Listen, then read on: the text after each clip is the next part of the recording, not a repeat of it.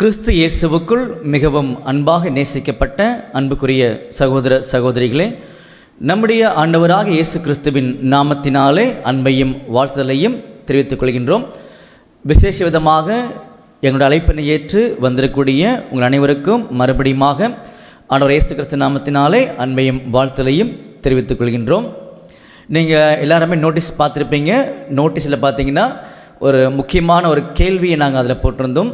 அதாவது மோசேயின் 3 அடையாளங்கள், அந்த அடையாளத்தின் மூலமாக விடுதலையின் மாபெரும் நற்செய்தின்னு சொல்லி அதில் சொல்லியிருந்தோம். சரிங்களா? அப்போ இந்த ஒரு அடையாளங்களை கவனிக்கும் பொழுது உண்மையில் ஒரு மாபெரும் விடுதலைக்குரிய சத்தியங்களை நம்மளால் தெரிஞ்சுக்க முடிகின்ற ஒரு நம்பிக்கையை இன்றைய நாளில் நம்மளால் பெற்றுக்கொள்ள முடியும். சரிங்களா? அதனால் நிதானமாக நம்ம கவனிக்க வேண்டியது ஒவ்வொருத்தருடைய கடமைகள். இந்த ஒரு மோசேயுடைய 3 அடையாளங்கள் பார்த்திங்கன்னா எங்கே இருக்குதுன்னு சொல்லி கவனிக்கும் பொழுது யாத்ராகமத்தில் 4ஆம் அதிகாரத்தில் 1-9 வசனங்கள், அந்த பகுதியில் தான் நம்முடைய பாடத்தினுடைய முக்கியமான மைய இடங்கள் இருக்கின்றதை நீங்கள் கவனிக்கலாம். அதே நேரத்தில் இதோடைய பேக்ரவுண்டு பார்த்திங்கன்னா நிறைய பேருக்கு தெரிஞ்சிருக்கும். ஒருவேளை புதுசாக யாராவது கேட்டாங்கன்னா கூட பிரயோஜனப்படணும் இல்லையா? அதனால் இந்த பேக்ரவுண்ட் நம்ம சொல்லிவிட்டு உள்ளே வரலான்றது நம்முடைய நோக்கமாக இருக்குது. அப்போது இஸ்ரேல் ஜனங்கள் சொல்லக்கூடிய ஒரு குரூப் பார்த்திங்கன்னா இருக்கிறாங்க. நம்முடைய தேவனாகிய கருத்தில் முதல்ல பார்த்திங்கன்னா அந்த ஜனங்களை வந்து தேர்ந்தெடுத்தார். நிறைய பேர் இருக்கிறாங்க உலகத்துக்குள்ளே. அப்படி இருக்கும் பொழுது இஸ்ரேல் ஜனங்களை அவர் தேர்ந்தெடுத்தார். அப்போ அவங்க தான் பார்த்திங்கன்னா யாக்கோபுடைய சந்ததி தான் அந்த இஸ்ரேல் ஜனங்கள்னு சொல்லி எல்லாருக்குமே தெரியும். அப்போ இந்த ஜனங்கள் ஒரு சில காலப்பகுதிக்கு அப்புறமாக எகிப்தில் வந்து அவங்க செட்டில் ஆகிட்டாங்க.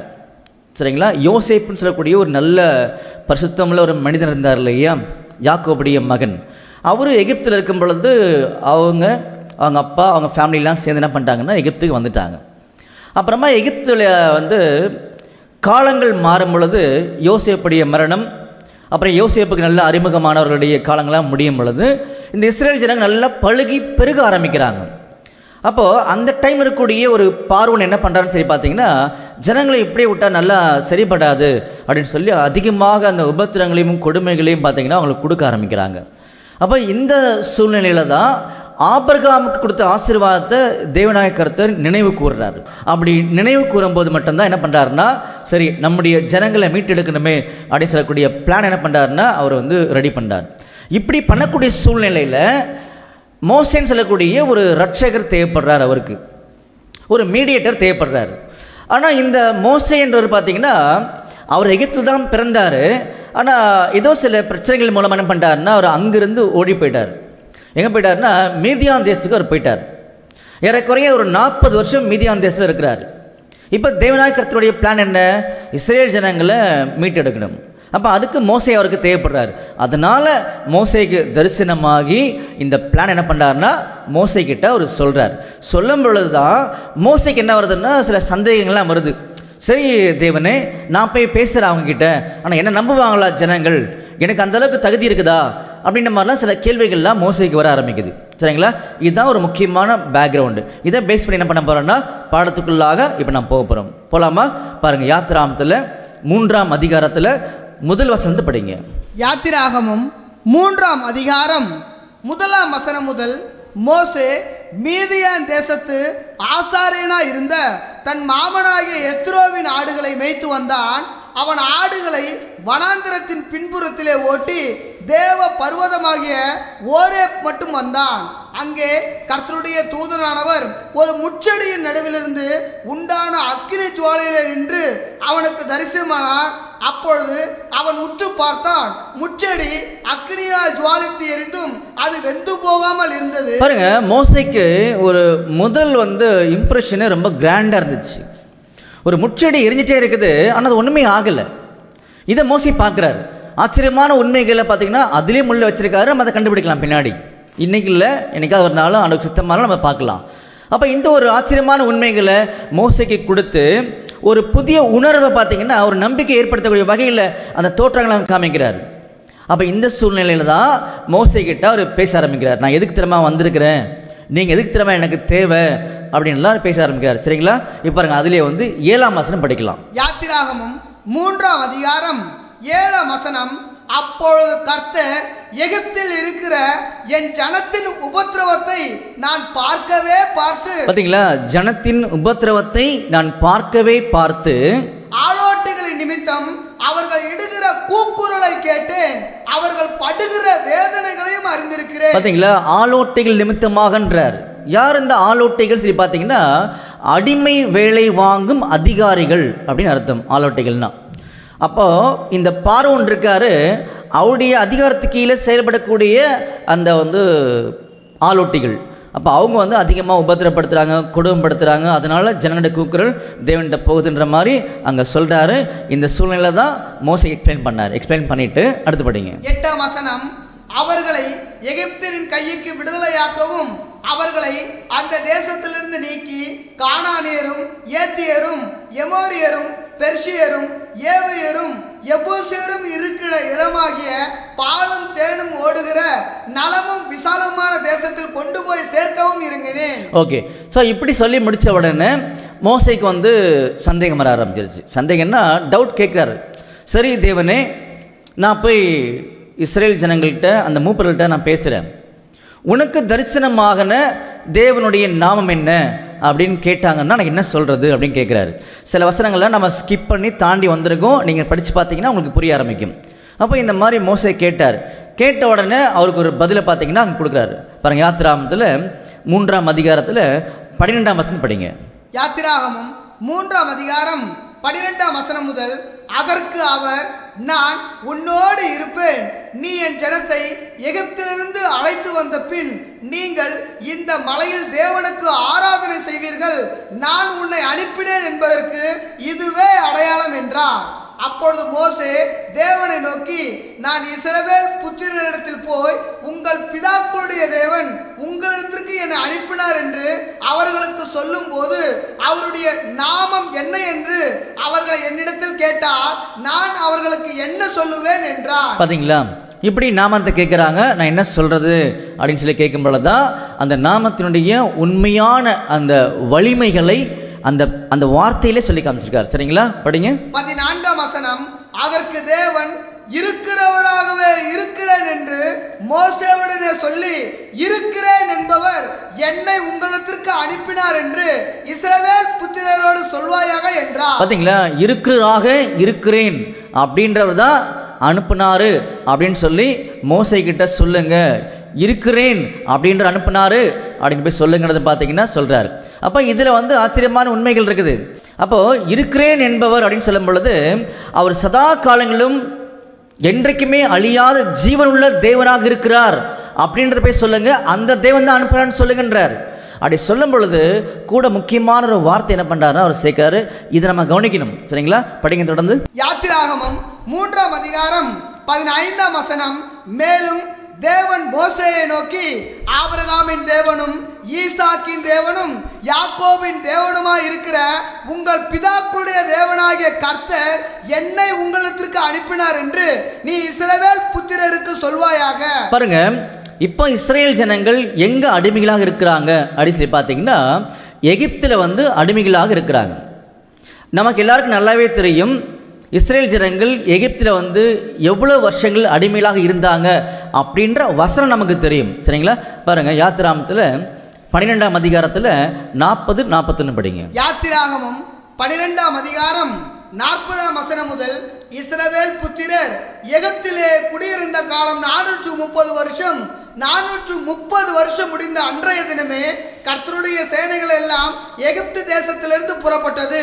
பாருங்க, இஸ்ரேல் புத்திரர் எகிப்தில் அடிமையாக இருந்த காலம் 430 வருஷம் சொல்லி அந்த வசனம் நம்மளுக்கு காமிக்குது. ஆனால் உண்மையில் இஸ்ரேல் ஜனங்கள் எகிப்தில் 430 வருஷங்கள் அடிமைகளாக இருந்தார்களா அப்படின்னு சொல்லி பார்த்தீங்கன்னா அது 100% இல்லை. அந்த வசனங்களில் நீங்கள் நல்லா தியானித்து பார்த்தீங்கன்னா உண்மைகள் புரிய வரும். அப்போ எவ்வளோ வருஷங்கள் இருந்தாங்கன்ற ஒரு பதிலை மட்டும் இப்போ நான் உங்கள்கிட்ட பகிர்ந்துக்கிறேன். 215 வருஷங்கள் தான் இஸ்ரேல் ஜனங்கள் எகிப்தில் அடிமைகளாக இருந்தாங்க. ஒருவேளை எங்களுக்கு தெரியணும் அப்படின்னு சொல்லி யாராவது ஒருத்தங்க கேட்டிங்க அப்படின்னா எங்களுடைய காஸ்பல் சொசைட்டி யூடியூப் சேனல் நீங்கள் தொடர்ந்து பிரயாணம் பண்ணுங்க, அப்போ நீங்கள் அதை கண்டுபிடிக்கலாம். சரிங்களா, ஆனால் இது நல்ல ஒரு ஆரோக்கியமான ஒரு ஹோம்ஒர்க் எல்லாருக்குமே. 215 வருஷம் தான் இருந்தாங்கன்றதை நீங்கள் ட்ரை பண்ணி பாருங்கள். சரிங்களா? இப்படி இருக்கும் பொழுது தான் மோசே கிட்ட வந்து அவர் பேசுகிறாரு. அப்போ மோசே கிட்ட நம்பிக்கையை கொடுக்கும் பொழுது இப்போது ஒரு பேர் சொல்லி காமிச்சார் பார்த்தீங்களா? 3 முக்கியமான ஒரு பெயர்கள் மோசே கிட்ட. நான் ஆபிரகாமின் தேவனும் ஈசாக்கின் தேவனும் யாக்கோபின் தேவனும் அப்படி சொல்லி காமிச்சார். உங்களுடைய பிதாக்களுடைய தேவன் தான் பேசினான்றதை போய் சொல்லுங்கன்னு சொல்லி காமிக்கிறார். ஏன் இந்த 3 பெயர்களை எப்பவுமே அவர் யூஸ் பண்ணுறான்னு சொல்லி பார்த்தீங்கன்னா, இந்த 3 பேருமே விசுவாசத்தில் வந்து உண்மையாக உறுதியாக வாழ்ந்தவர்கள். நமக்கு என்ன சொல்ல வரான்னு சொல்லி பார்த்தீங்கன்னா, யார் யாரெல்லாம் விசுவாசத்தில் உண்மையாக உறுதியாக இருக்கிறாங்களோ அவர்களுடைய தேவன் நான் அப்படின்னு சொல்கிறது தான் எனக்கு பிடிக்குமே தவிர மற்ற யாருடைய தேவன் நான் சொல்கிறதுலையும் எனக்கு விருப்பம் இல்லைன்றதை நமக்கு சுட்டி காமிக்கிறான்றதை நம்ம நம்புகிறோம். சரிங்களா? இப்படி மோசைக்கிட்ட சொல்லி அனுப்பிச்ச உடனே நீங்கள் போய் மூப்பட்ட பேசுகிறீங்க. எந்த மூப்பர்கிட்ட? இஸ்ரேல் மூப்பட்ட பேசுங்க. அதுக்கப்புறமா அவங்கள கூட்டிகிட்டு போய் பார்வோன்கிட்ட பேசுங்கன்னு சொல்லி பிளானை சொல்லி முடிக்கிறாரு. இந்த சூழ்நிலையில் தான் மோசைக்கு அடுத்த ஒரு பெரிய சந்தேகம் வருது. இதெல்லாம் நான் சொல்லிவிடுவேன் தேவனே, ஆனால் அவங்க வந்து என்னை நம்பலைன்னா மறுபடியும் என்ன பண்ணுறது அப்படின்ற மாதிரி பார்த்தீங்கன்னா கேட்க ஆரம்பிக்கிறாரு. அப்போ தான் என்ன சொல்கிறாருன்னா, சரி கவலைப்படாத மோசே, ஒரு 3 அடையாளங்களை நான் உனக்கு கொடுக்குறேன், நீங்கள் அதை செய்யுங்க, கட்டாயமாக நம்புவார்கள். என்ன நம்புவாங்க? இந்த அடிமைத்தனத்திலிருந்து எங்களை விடுதலை பண்ணக்கூடிய ஒரே இரட்சகர், ஒரே மீட்பர், ஒரே தலைவர் யாருன்னா மோசே மட்டும்தான் அப்படின்றத இந்த ஜனங்கள் நம்புவாங்க. நீங்கள் தைரியமாக போங்கன்னு சொல்லி 3 அடையாளங்களை கொடுத்து அனுப்புகிறார். சரிங்களா? அந்த அடையாளங்கள் தான் நம்முடைய பாடங்கள். புரிஞ்சுங்களா? இப்போ இந்த அடையாளத்துக்குள்ளாக போகலாமா? போகலாம். பாருங்கள், யாத்ராமத்தில் 4ஆம் அதிகாரத்தில் 1 to 9 வசனங்கள். சரிங்களா? இப்போ ஒன்றா படிக்கலாமா? யாத்திராகமம் 4ஆம் அதிகாரம் 1ஆம் வசனம் முதல். அப்பொழுது மோசே, அவர்கள் என்னை நம்பார்கள், என் வாக்குக்கு செவிகொடார்கள், கர்த்தர் உனக்கு தரிசனமாகவில்லை என்று சொல்வார்கள் என்றான். கர்த்தர் அவனை நோக்கி, உன் கையில் இருக்கிறது என்ன என்றார். பாருங்க, இப்ப மோசேவுடைய ஆக்சுவல் பிராக்டிக்கல் பிரச்சனை என்னன்றத தேவன் அங்க புரிஞ்சுக்கிட்டாரு. அப்ப என்ன கேட்கிறாருன்னா, உன் கையில என்னப்பா இருக்குன்னு கேட்கிறாரு. இது கூட நமக்கு நல்ல ஒரு பாடம் தான். எப்படின்னு சொல்லி பார்த்தீங்கன்னா, நம்ம மூலமாக தேவனாகிய கர்த்தருடைய நாமம் மகிமைப்படுறதுக்கு நம்ம பெருசாக எதுவும் செய்ய வேண்டாம். நம்மளால் என்ன முடியுன்ற ஒரு விஷயம் இருக்கு இல்லையா, அந்த தாழ்ந்த தேவனாகிய கர்த்தர் பயன்படுத்துவார். அப்போ உங்கள்கிட்ட என்ன கையில் கோல் இருக்கு இல்லையா, அது போதும் மகிமைப்படுறதுக்குன்றார். அப்போ அதே மாதிரி தான் நாம் நம்முடைய தாழ்ந்துகள் மற்றவர்கள் மாதிரி பெருசாக இல்லையே, அறிவில்லையே, பணம் இல்லையே அப்படின்னு நீங்கள் யோசிக்கிறத விட என்ன இருக்குதோ அதை பெருசாக யூஸ் பண்ணுவார் தேவன் அப்படின்றது இங்கே சொல்கிறார். சரிங்களா? நமக்கு ஒரு சின்ன பாடம் அதில். இப்போ தொடர்ந்து படிங்க. யாத்திராகமம் 4ஆம் அதிகாரம் 2ஆம் வசனம். கர்த்தர் அவனை நோக்கி, உன் கையில் இருக்கிறது என்ன என்றார். ஒரு கோல் என்றான். அதை தரையிலே போடு என்றார். அவன் அதை தரையிலே போட்டபோது அது சர்ப்பமாயிற்று. பாருங்க, ஒரு அருமையான முதல் அடையாளத்தை காமிக்கிறார். கையில் என்ன இருக்குது மோசே அப்படின்னு கேட்கும் பொழுது, ஒரு கோல் இருக்கு ஆண்டவரே அப்படின்னு சொல்லி அங்கே மோசே சொல்கிறாரு. சரி பரவாயில்ல, அந்த கோலை நீங்கள் என்ன பண்ணுங்க, தரையில் போட்டுருங்க அப்படின்னு சொல்கிறார். சரிங்களா? அது போட்ட உடனே அது பாம்பாக மாறிடுச்சு. உடனே மோசே விலகி ஓடுறான்றது நமக்கு அங்கே படிக்கிறோம். சரிங்களா? படிங்க. அது சர்ப்பமாயிற்று, மோசே அதற்கு விலகி ஓடினான். அப்பொழுது கர்த்தர் மோசேயை நோக்கி, உன் கையை நீட்டி அதன் வாலை பிடி என்றார். அவன் தன் கையை நீட்டி அதை பிடித்த போது அது அவன் கையிலே கோலாயிற்று. பாருங்க, இந்த அடையாளத்தை கரெக்டாக நம்ம மைண்டில் வச்சுக்கணும். மோசே கையில் ஒரு கோல் இருந்துச்சு. அந்த கோலை வந்து தரையில் போடுங்க அப்படின்னு சொன்னார். அதை போட்டார். போட்ட உடனே அது சர்ப்பமாக பாம்பாக மாறிடுச்சுன்றது நமக்கு தெரிஞ்சிருச்சு. உடனே மோசே விலகி ஓடுறாரு. தேவனாகிய கர்த்தர் சொல்கிறாரு, நீ அதோட வாழை பிடிங்க அப்படின்றாரு. வாழை பிடிச்ச உடனே என்ன ஆயிடுச்சு, அது மறுபடியும் கோலாக அங்கே மாறிடுச்சு. சரிங்களா? அப்போது தேவனாகிய கர்த்தர் அவருடைய வார்த்தையின் மூலமாக நம்பிக்கைகளை கொடுக்குறார். அப்படின்னா நாம் தைரியமாக செயல்படணும். ஏன்னு சொல்லி பார்த்தீங்கன்னா, அது பாம்பாக மாறிடுச்சு இல்லை. இப்போ நம்மக்கிட்ட அதை பிடிங்கன்னு சொன்னால் நம்ம பிடிப்போமா? நமக்கு சில பயங்கள் வரும்ல, தடுமாற்றம் வரும்ல, ஐயோ நம்மளை கொத்திடுமா, கடிச்சிடுமா அப்படின்னு பயம் வரும்ல. ஆனால் அது மோசைக்கு அந்த டைமில் வரல. அப்போ மோசே பலகீனமாக இருந்தால் கூட ஆண்டவருடைய வார்த்தை மேலே நம்பிக்கை வைக்கிறாரு பாருங்க, ஒரு செயலை செய்கிறாரு பாருங்க, அதனால் மோசையை உயர்த்தி வைக்கிறார் தேவன் அங்கே. அப்போ அந்த மாதிரி தான் நமக்கும். சரிங்களா? இப்போ பாடத்துக்குள்ளாக வரும் பொழுது அதோடைய வாழை பிடிக்க சொல்கிறாரு, மறுபடியும் கோலாக அங்கே மாறிடுச்சு. சரிங்களா? அற்புதமான அடையாளம், ஆச்சரியமான சத்தியம் உள்ள இருக்குது. அவசரப்பட வேண்டாம், நிதானமாக கவனிங்க. சரிங்களா? தொடர்ந்து படிங்க. யாத்திராகமம் 4ஆம் அதிகாரம் 5ஆம் வசனம். ஆபிரகாமின் தேவனும் ஈசாக்கின் தேவனும் யாக்கோபின் தேவனுமாயிருக்கிற தங்கள் பிதாக்களுடைய தேவனாகிய கர்த்தர் உனக்கு தரிசனமானதை அவர்கள் நம்புவதற்கு இதுவே அடையாளம் என்றார். பாத்தீங்களா? மறுபடியும் தேவன் அங்க கோட் பண்றார். ஆபிரகாமின் தேவன், ஈசாக்கின் தேவன், யாக்கோபின் தேவன் சொல்லி காமிக்கிறார். அப்ப தேவனுக்கு ரொம்ப பிரியமா இருக்குது. நான் ஆபிரகாம் தேவன் சொல்றதுல ரொம்ப சந்தோஷப்படுறேன்றார். காரணம் என்ன? விசுவாசத்தின் தந்தை. அப்போ நம்முடைய தேவன் சொல்கிறதில்ல, அவர் சந்தோஷப்படுவார் நம் விசுவாசத்தில் உறுதியாக இருந்தோம்னா. அப்போது அப்படிப்பட்ட உங்களுடைய தேவன் எனக்கு தரிசனமாகி என்னை அனுப்பினார் அப்படின்னு நீங்கள் போய் சொல்லுங்கள். இதுதான் முதல் அடையாளம். இது இந்த கோல் பாம்பா மாறி மறுபடியும் கோலாக மாறினது அப்படின்னு போய் சொல்லுங்கன்னு சரி அங்கே அமுச்சு விட்றாருன்றதை நம்ம கவனிக்கணும். சரிங்களா? அப்படி சொல்லிட்டு மறுபடியும் அந்த திட்டத்தை பார்த்தீங்கன்னா கொஞ்சம் எக்ஸ்டெண்ட் பண்ணி காமிக்கிறாரு. படிங்க. 6ஆம் வசனம். மேலும் கர்த்தர் அவனை நோக்கி, உன் கையை உன் மடியிலே போடு என்றார். அவன் தன் கையை தன் மடியிலே போட்டு அதை வெளியே எடுக்கும்போது இதோ அவன் கை உறைந்த மழையைப் போல வெண்குஷ்டம் பிடித்திருந்தது. பாருங்க, இந்த அடையாளங்களை நம்ம வாசிக்கும் பொழுது அல்லது கேட்கும் பொழுது நம்ம சிந்தனையில் அது கரெக்டாக போகணும். ஏன்னா அடையாளத்தை பேஸ் பண்ணி தான் உண்மை சத்தியம் வெளியே வரப்போகுது. சரிங்களா? அப்போ ரெண்டாவது அடையாளம் என்ன சொல்கிறாரு? மோசே உங்கள்கிட்ட கை இருக்குல்லப்பா அப்படின்னு கேட்குறாங்க. ஆமாம் தேவனே, கை இருக்குது தேவனே அப்படின்னு சொல்கிறார். அப்போ நீங்கள் என்ன பண்ணுங்கள், இந்த கையை உங்கள் மடியில் போடுங்க அப்படின்னு சொல்கிறார். சரிங்களா? அப்போ அன்றைக்கி இருக்கக்கூடிய அவங்க ட்ரெஸ் பார்த்தீங்கன்னா ஒரு பெரிய வஸ்திரம் போட்டிருப்பான்னு நமக்கு தெரியும். அப்போ நீங்கள் உள்ளே போடுங்க அப்படின்னு சொல்லும் பொழுது கையை உள்ளே போடுறார். உள்ளே போடும் பொழுது அந்த கை மறையுது. சரிங்களா? உள்ளே போட்டாச்சு. ஆனால் உள்ளே போட்டு அந்த கையை மறுபடியும் வெளியே எடுக்கும் பொழுது அது எப்படி இருக்குதா? வெண்குஷ்டம் பிடிச்சிருக்குன்றதை அங்கே சொல்கிறார். சரிங்களா? அடுத்தது 7ஆம் வசனம். அவர் உன் கையை திரும்பவும் உன் மடியிலே போடு என்றார். அவன் தன் கையை திரும்ப தன் மடியிலே போட்டு தன் மடியிலிருந்து அதை வெளியே எடுத்த போது அது திரும்ப அவனுடைய மற்ற சதையை போல் ஆயிற்று. பார்த்தீங்களா? இப்போ முதல் டைம் உள்ள போட்டு வெளியே எடுக்கும் பொழுது வெண்குஷ்டம் அங்கே பிடிச்சிருச்சு. செகண்ட் என்ன சொல்றாருன்னா, இதை பார்த்தோன்னா மோசே பயப்படல, ஐயோ இப்படியாச்சு கையே அப்படின்னு பயப்படல. ஏன்னா அவர் தேவனோடு அங்கே பேசிட்டு இருக்கிறார், தேவனுடைய வார்த்தை மேல் நம்பிக்கை வைக்கிறார். அப்போ அது கூட மோசைக்கு ஒரு நல்ல டெஸ்டிங். அந்த மாதிரி தான் நம்ம நிறைய சத்தியங்களை உண்மையான சத்தியங்களை கேட்குறோம். தேவனாய் கர்த்தர் நம்மோடு அந்த வசனத்தின் மூலமாக பேசுகிறாரு. பேசும் பொழுது நாமளும் தைரியமாக என்ன பண்ணணும்னா செயல்படணுன்றது நமக்கு இன்னொரு பாடம் அதில். அப்போ இந்த கை பார்த்தீங்கன்னா குஷ்டமாக இருக்குது, வெண்குஷ்டமாக இருக்குது. மறுபடியும் நீங்கள் அந்த மடியில் போடுங்க அப்படின்னு சொல்லும்போது அதை மறைக்கப்படுது. மறுபடியும் வெளியே எடுக்குன்னு சொல்கிறாரு. அதை வெளியே எடுக்கும் பொழுது என்ன ஆச்சு? கை இங்கே பழைய நிலைமைக்கு கை வந்துச்சுன்றதை இங்கே காமிக்கிறார். புரிஞ்சுங்களா? அப்போ இது போயிடுச்சு, வெண்குஷ்டம் போய் பழைய நிலைமைக்கு மறுபடியுமாக அந்த கை வந்துச்சுன்ற ஒரு உண்மையை அங்கே சொல்லி காமிக்கிறார். சரிங்களா?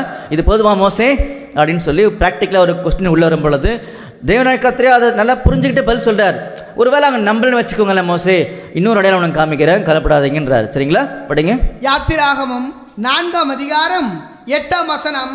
அப்பொழுது அவர் முந்தின அடையாளத்தை அவர்கள் கண்டு உன்னை நம்பாமலும் உனக்கு செவிகொடாமலும் போனால் பிந்தின அடையாளத்தை கண்டு நம்புவார்கள். இவ்விரண்டு அடையாளங்களையும் அவர்கள் நம்பாமலும் உன் வாக்குக்கு செவிகொடாமலும் இருப்பார்களானால் அப்பொழுது நீ நதியின் தண்ணீரை மொண்டு நிலத்தில் ஊற்றுவாயாக. நதியில் மொண்ட தண்ணீர் வெட்டாந்தரையிலே ரத்தமாகும் என்றார். பார்த்தீங்களா?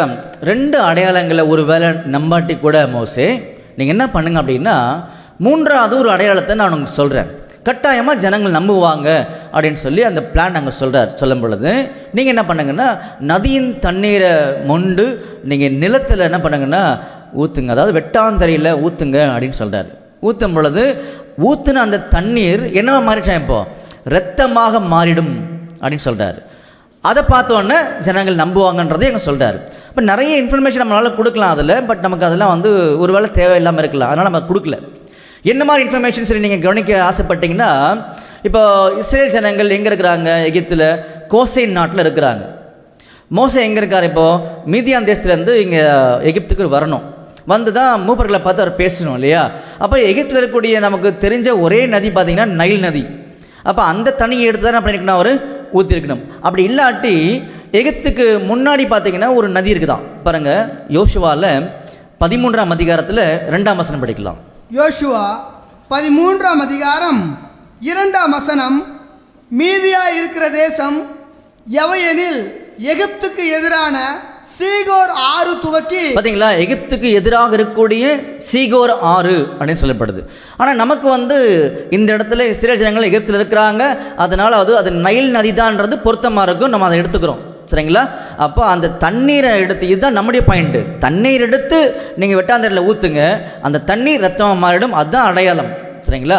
அப்போ அந்த அடையாளத்தை அன்றைக்கி மோசே பார்த்துட்டாருன்னு சொல்லி கவனிக்கிறோம். இப்போ நம்மளும் பார்த்துட்டோம், தண்ணீர் எடுத்து வெட்டாந்தரில் ஊற்றுறாங்க, அது அப்படியே ரத்தமாக மாறிச்சுன்றது நம்ம கவனிக்கிறோம். சரிங்களா? அப்போ இதிலலாம் அடங்கியிருக்கக்கூடிய ஆச்சரியமான உண்மைகள் என்ன? அப்போ நீங்கள் ஒரு கேள்வியை நீங்கள் கொண்டு வரணும், இதெல்லாம் எதுக்கு சகோதரரே அப்படின்னு சொல்லும் பொழுது நம்ம ஏற்கனவே சொல்லிட்டோம் அந்த விஷயத்தை. இதெல்லாம் எதுக்குன்னு சொல்லி பார்த்தீங்கன்னா, மோசேயை இஸ்ரேல் ஜனங்கள், இஸ்ரேல் மூப்பர்கள் முதல்ல நம்பணும். என்ன நம்பணும்? அவர் தான் எங்களை இந்த எகிப்திலிருந்து மீட்டெடுக்கக்கூடிய மீட்பர், இரட்சகர், தலைவர் அப்படின்றத நம்பணும் முதல்ல. அப்படி நம்புறதுக்கு தான் இந்த அடையாளம். அப்போ இந்த அடையாளங்கள் யாருக்கு? இந்த அடையாளங்கள் இஸ்ரேல் மூப்பர்களுக்கு தான் முதல்ல. சரிங்களா? அப்போ அவங்களுக்கு மட்டுமே விசேஷமாக பார்த்தீங்கன்னா இந்த அடையாளங்கள் கொடுத்துருக்காரு. அப்போ அவங்களுக்குள்ள ஏதோ ஒரு நம்பிக்கையை, ஏதோ ஒரு விசுவாசத்தை கொண்டு போக வைக்கிறார் ஆண்டவர். அப்போது இஸ்ரேல் மூப்பர்களுக்கு இந்த நம்பிக்கை வரும் பொழுது அந்த நம்பிக்கையை பார்த்தவங்க யாருக்கு அதை பாஸ் பண்ணுவாங்க, கொண்டு போய் சேர்ப்பாங்க? இஸ்ரேல் ஜனங்களுக்கு சேர்ப்பாங்க. சரிங்களா? அப்போ எல்லாரும் சேர்ந்து மோசை ஏற்றுக்கொள்வார்கள்ன்றது தான் நமக்கு தெரியக்கூடிய உண்மைன்னு சொல்லி பார்க்குறோம். புரிஞ்சுங்களா? அப்போது இந்த 3 அடையாளங்களில் மறைந்திருக்கக்கூடிய அந்த ஒரு ஆச்சரியமான விடுதலைக்குரிய உண்மைகள், சத்தியங்கள் என்னன்றது தான் இப்போ நம்ம கவனிக்க போகிறோம். அப்போ இதை எந்த வகையில் பார்க்க போகிறோம்னு சொல்லி பார்த்தீங்கன்னா, நம்ம ஏற்கனவே நிறைய பாடங்களை பார்த்துருக்கோம். நம்முடைய வேதாந்தத்தில் சொல்லப்பட்ட, காண்பிக்கப்பட்ட எல்லாம் பார்த்திங்கன்னா அடையாள பாஷைகள் நமக்கு தெரியும். ஒவ்வொரு கேரக்டருக்குமே ஒவ்வொரு பொருள் இருக்குது அப்படின்னு நமக்கு தெரியும். அதே நேரத்தில் உதாரணத்துக்கு பார்த்திங்கன்னா, கடல் அப்படின்னா அது ஒரு அர்த்தத்தை கொடுக்கும், தண்ணீர் அப்படின்னா அது ஒரு அர்த்தத்தை கொடுக்கும். சரிங்களா? மரம் என்பது, கல் என்பது, இப்படி நிறைய அடையாளங்கள் நமக்கு இருக்கின்றது ஏற்கனவே நல்லாவே தெரியும். அப்போ அந்த மாதிரி தான் தேவன் அவருடைய வேதாமத்தை பார்த்திங்கன்னா எழுதியிருக்கான்றதும் நமக்கு நல்லா தெரிஞ்ச உண்மைகள். சரிங்களா? அப்போ சில கேள்விகளை கேட்கும் பொழுது உங்களால் ஈஸியாக பதில் சொல்ல முடியும் நம்ம நம்புகிறோம். பாருங்கள், தண்ணீர் எதை அடையாளப்படுத்தும் அப்படின்னு சொல்லி பார்த்தீங்கன்னா, தண்ணீர் என்பது ஜனங்களை அடையாளப்படுத்தும் சொல்லி நம்ம வெளிப்படுத்தின விசேஷத்தில் 17ஆம் அதிகாரத்தில் 15ஆம் வசனம் வாசிக்கும் பொழுது நமக்கு தெரிஞ்சிடும். அதே நேரத்தில் தண்ணீருக்கு ஒரு அர்த்தம் மட்டும் கிடையாது, பைபிளில் நிறைய அர்த்தங்கள் இருக்குன்றது நமக்கு தெரியும். உதாரணத்துக்கு பார்த்தீங்கன்னா, யோவான் 4ஆம் அதிகாரத்தில் 14ஆம் வசனம் வாசிக்கும் பொழுது தண்ணீர் என்பது ஜீவ தண்ணீராகிய சத்தியத்தை அடையாளப்படுத்தும். அது மட்டும் வேணால் படிக்கலாமா? யோவான் 4ஆம் அதிகாரம் 14ஆம் வசனம், நான் கொடுக்கும் தண்ணீரை குடிக்கிறவனுக்கோ ஒரு காலம் தாகம் உண்டாகாது, நான் அவனுக்கு கொடுக்கும் தண்ணீர் அவனுக்குள்ளே நித்திய ஜீவகாலமாய் ஊறுகிற நீரூற்றாய் இருக்கும் என்றார். பார்த்தீங்களா? அப்போ இந்த மாதிரி தான் அடையாளங்கள் இருக்குன்றத நீங்கள் உறுதியாக நம்புவீங்கன்னு நமக்கு நல்லா தெரியும். ஏன்னா இதுதான் பைபிள். சரிங்களா? அப்போ அதன் அடிப்படையில் இப்போ நமக்கு 3 அடையாளங்கள் காமிக்கப்பட்டிருக்கு. அதில் இந்த 3 அடையாளங்களை அவர் மோசே யாருக்கு முன்பாக செய்கிறார் அப்படின்னு சொல்லி பார்த்தீங்கன்னா, இஸ்ரேல் மூப்பருக்கு முன்பாக செய்கிறார். ஆனால் யார் மூலமாக செய்தான்னு சொல்லி பார்த்தீங்கன்னா, அவருடைய மூத்த சகோதரர் ஆரோன் மூலமாக பார்த்தீங்கன்னா இதை செய்கிறான்றது நமக்கு தெரியும். சரிங்களா? அப்போ ஆரோன் பார்த்தீங்கன்னா மோசையை விட 3 வயசுக்கு பெரியவர்ன்றது நமக்கு நல்லாவே தெரியும். இப்போ ஆரோன் மூலமாக தான் செய்தார், அதை மூப்பர்கள் நம்பினாங்கன்றதை நம்ம வாசிக்க போகிறோம். படிக்கலாமா? பாருங்கள், யாத்திராகமத்தில் 4ஆம் அதிகாரத்தில் 29 படிங்க. யாத்திராகமும் 4ஆம் அதிகாரம் 29ஆம் வசனம், மோசேயும் ஆரோனும் போய் இஸ்ரவேல் புத்திரரின் மூப்பர் எல்லாரையும் கூடி வர செய்தார்கள்.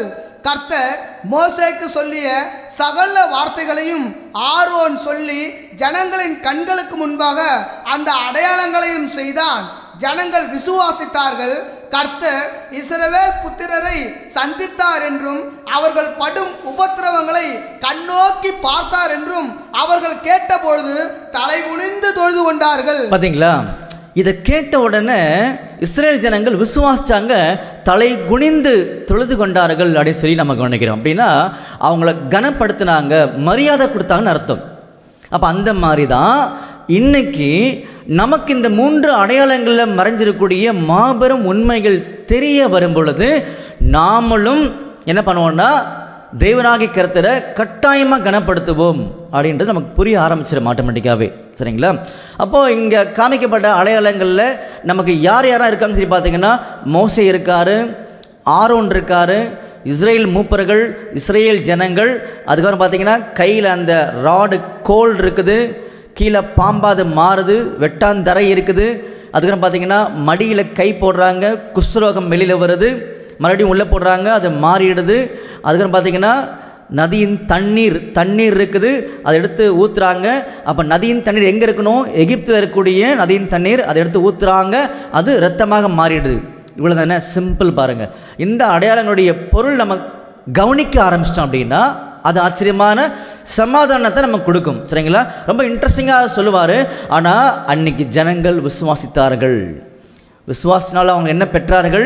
மோசேவை லீடராக ஏற்றுக்கொண்டார்கள், மோசேவை இரட்சகராக ஏற்றுக்கொண்டார்கள், மோசேவை மீட்பராக ஏற்றுக்கொண்டார்கள். ஜனங்கள் வெளியே வந்தார்கள். புரிஞ்சுங்களா? இதுதான் அதில் மறைஞ்சிருக்கக்கூடிய ரொம்ப முக்கியமான உண்மை. அப்போது அதன் அடிப்படையில் கவனிக்கும் பொழுது இன்னைக்கு ஆண்டவருடைய பிள்ளைகள் மட்டுமல்ல, ஒட்டுமொத்த உலகமே எங்கே அடிமைகளாக இருக்கிறாங்க அப்படின்னு சொல்லி கவனிக்கும் பொழுது நல்லா கவனிங்க. ஆண்டவருடைய சொந்த ஜனங்கள் யார்? ஆபிரகாம், ஈசாக்கு, யாக்கோபு அவர்களுடைய பிள்ளைகள், விசுவாச மார்க்கத்தார். புரிஞ்சுங்களா? அவர்கள் எங்கே அடிமையாக இருக்கிறாங்களாம்? எகிப்தில் அடிமையாக இருக்கிறாங்க. புரிஞ்சுங்களா? நாம் யார்? நாமளும் விசுவாச மார்க்கத்தார். புரிஞ்சுங்களா? அப்படி இருக்கும் பொழுது இஸ்ரேல் ஜனங்கள் எகிப்தில் அடிமையாக இருக்கிறாங்க. இன்னைக்கு விசுவாச மார்க்கத்தாராகிய நாம் எங்கே அடிமையாக இருக்கிறோம்? எகிப்தாகிய அடிமைத்தனத்தின் வீடு. நல்லா கவனிங்க. எகிப்து எதுக்கு அடையாளமாக இருக்குன்னு சொல்லி பார்த்தீங்கன்னா, அடிமைத்தனத்தின் வீடு. அதுக்கு தான் எகிப்து அடையாளம். அப்போ அடிமைத்தனத்தின் வீடு எது? நாம் இன்னைக்கு இந்த பாவப்பட்ட சபிக்கப்பட்ட பூமியில் அடிமைகளாக இருக்கிறோம். பாவத்துக்கு நாம் அடிமையாக இருக்கிறோம். புரிஞ்சுங்களா?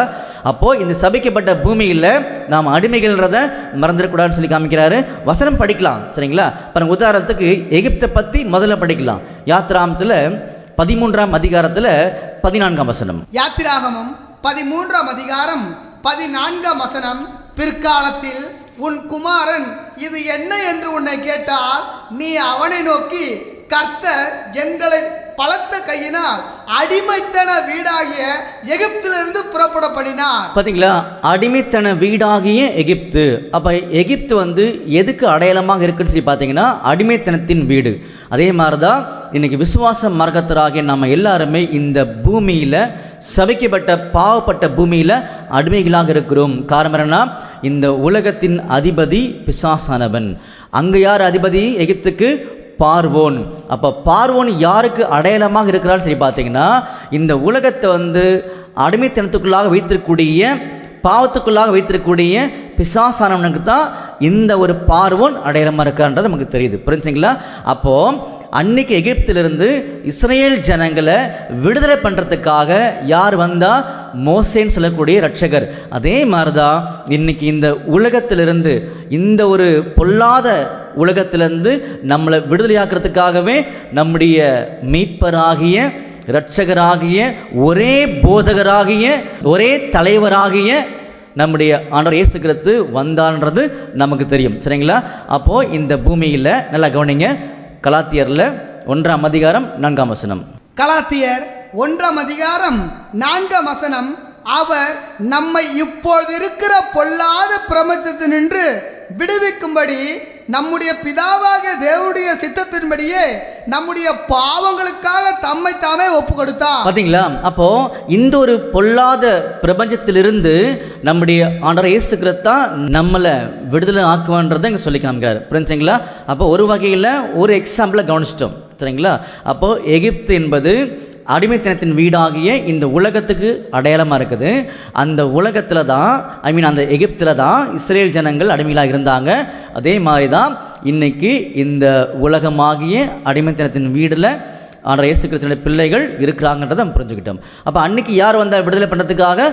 மோசே வந்தார். இன்னைக்கு யார் வந்திருக்கிறா? நம்முடைய ஆண்டவராகிய இயேசு கிறிஸ்து. அப்போ மோசே யாருக்கு ஒரு அடையாளம்? நம்முடைய ஆண்டவராக இயேசு கிறிஸ்துக்கு ஒரு முன்னடையாளம். சரிங்களா? இந்த அடையாளங்களை இன்னும் அழகாக நம்ம பொருத்தி பார்க்கலாம்.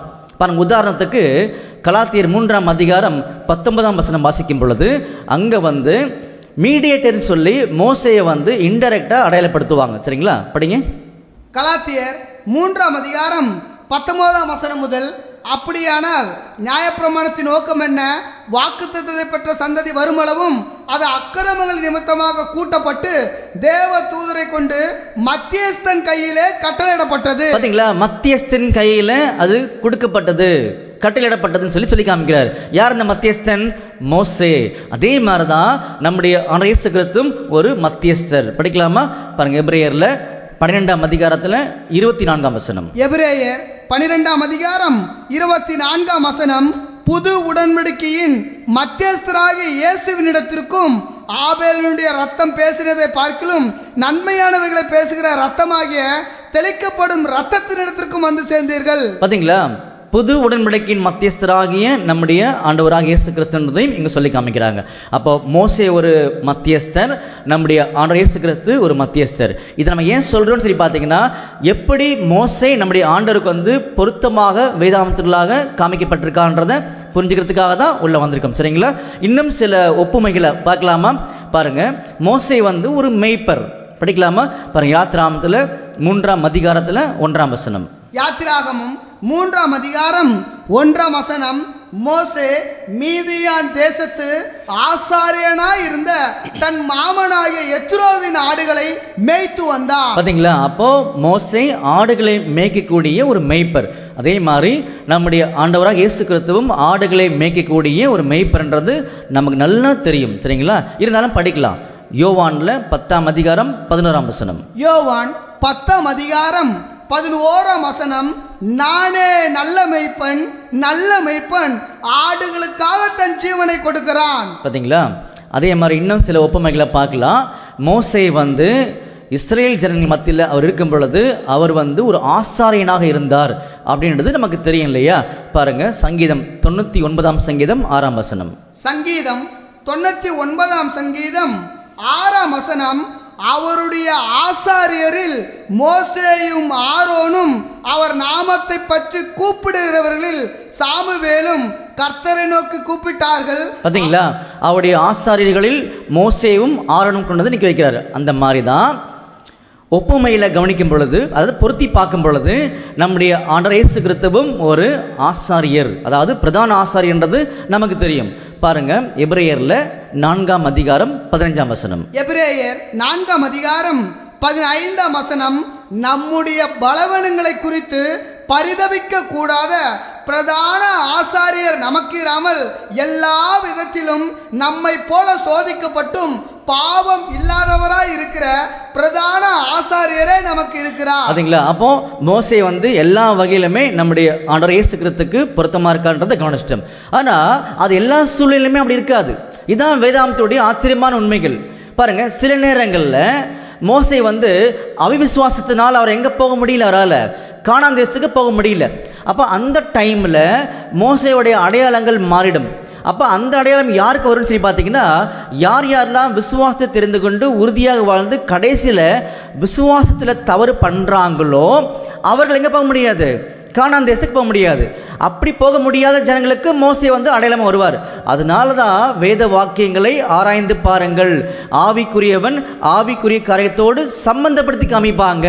அப்போ எப்படி சம்பந்தப்படுத்தணுன்றது ரொம்ப முக்கியமான உண்மைகள். சரிங்களா, பாருங்க, உதாரணத்துக்கு மோசே வந்து அவருடைய விசுவாச குறைச்சல்னால கானான் தேசம் போக முடியல இல்லையா? அதை படிக்கலாமா? பாருங்க, என்னாகமம் 20ஆம் அதிகாரம் 12ஆம் வசனம். என்னாகமம் 20ஆம் அதிகாரம் 12ஆம் வசனம், பின்பு கர்த்தர் மோசேயையும் ஆரோனையும் நோக்கி, இஸ்ரவேல் புத்திரரின் கண்களுக்கு முன்பாக என்னை பரிசுத்தம் பண்ணும்படி நீங்கள் என்னை விசுவாசாமற் போனபடியினால் இந்த சபையாருக்கு நான் கொடுத்த தேசத்துக்குள் நீங்கள் அவர்களை கொண்டு போவதில்லை என்றார். ஓகே, சரிங்களா?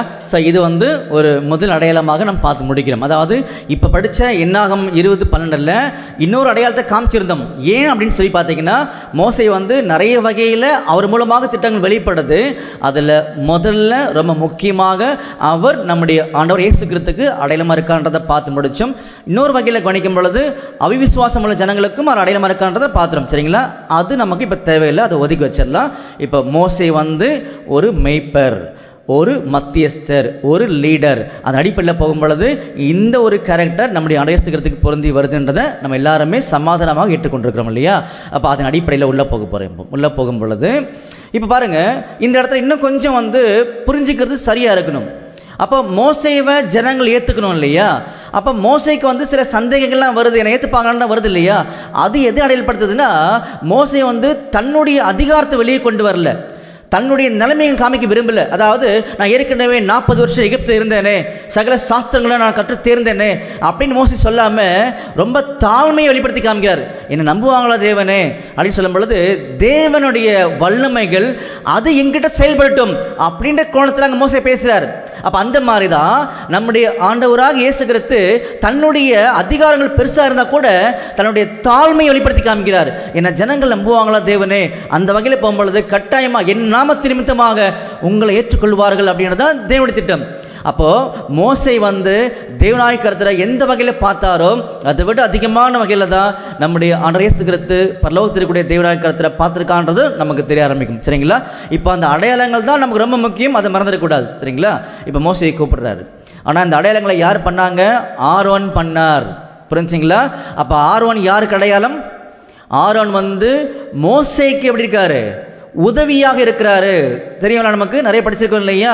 அப்போ ஆரோனும் ஒரு ஆசாரியன், ஆனால் மோசைக்கு உதவியாளர் இருக்கான்னு சொல்லி கவனிக்கும் பொழுது, அந்த ஆரோன் நம்முடைய ஆண்டவராக இயேசு கிறிஸ்துவுக்கு உதவியாக இருக்கக்கூடிய, அவர் மாதிரியே மாறக்கூடிய சபை வகுப்பார். ஆசாரியர்களுக்கு பார்த்தீங்கன்னா அடையாளமாக இருக்கின்றது இன்னொரு பாகம், அதை பின்னாடி நம்ம தெரிஞ்சுக்கலாம். சரிங்களா? அப்போ இந்த அடையாளங்களை பண்ணும் பொழுது இஸ்ரேல் மூப்பர்கள், இஸ்ரேல் ஜனங்கள் மோசேயை முழுசாக விசுவாசிப்பாங்க. அந்த வகையில் நல்ல கவனிங்க, அந்த வகையில் இன்னைக்கு இந்த அடையாளங்களுடைய பொருள் தெரியும் பொழுது நம்முடைய ஆண்டவராக இயேசு கிறிஸ்து மட்டுமே இந்த பாவப்பட்ட சபிக்கப்பட்ட பாவமான பூமியிலிருந்து விடுதலையாக்குவார். வேற எந்த உபதேசமும் எந்த சத்தியமும் எந்த மனிதர் மூலமாகவும் விடுதலை கிடையாது சொல்லக்கூடிய ஒரு முழு நம்பிக்கையை இன்னைக்கு நமக்கு அவர் கொடுப்பார். சரிங்களா? அதனால தான் நம்முடைய ஆண்டவராக இயேசு கிறிஸ்துவை நம்புறதுல முக்கியமான ஒரு கோட்பாடு இருக்குது. நம்முடைய மனசுக்கு தகுந்தபடியோ, நம்முடைய அறிவுக்கு தகுந்தபடியோ, பாரம்பரியத்துக்கு தகுந்தபடியோ ஆண்டவர் இயேசு கிறிஸ்துவை நம்பவே கூடாது. எப்படி நம்பணும் அப்படின்னா, வேத வசனம் என்ன சொல்லுது? அதனால தான் யோவான் 5:39 அவர் தெளிவாக சொன்னார். படிங்க. யோவான் 5ஆம் அதிகாரம் 39ஆம் வசனம், வேத வாக்கியங்களை ஆராய்ந்து பாருங்கள், அவைகளால் உங்களுக்கு நித்திய ஜீவன் உண்டென்று எண்ணுகிறீர்களே, என்னை குறித்து சாட்சி கொடுக்கிறவைகளும் அவைகளே. பார்த்தீங்களா? வேத வசனம் அவரை குறித்து என்ன ஒரு தெளிவுகளை உண்மைகளை கொடுக்குதோ, அந்த உண்மையின் அடிப்படையில் தான் நம்மளை ஆண்டவருக்கு அர்ப்பணிக்கணும், நாம் அவரை நம்பணும்.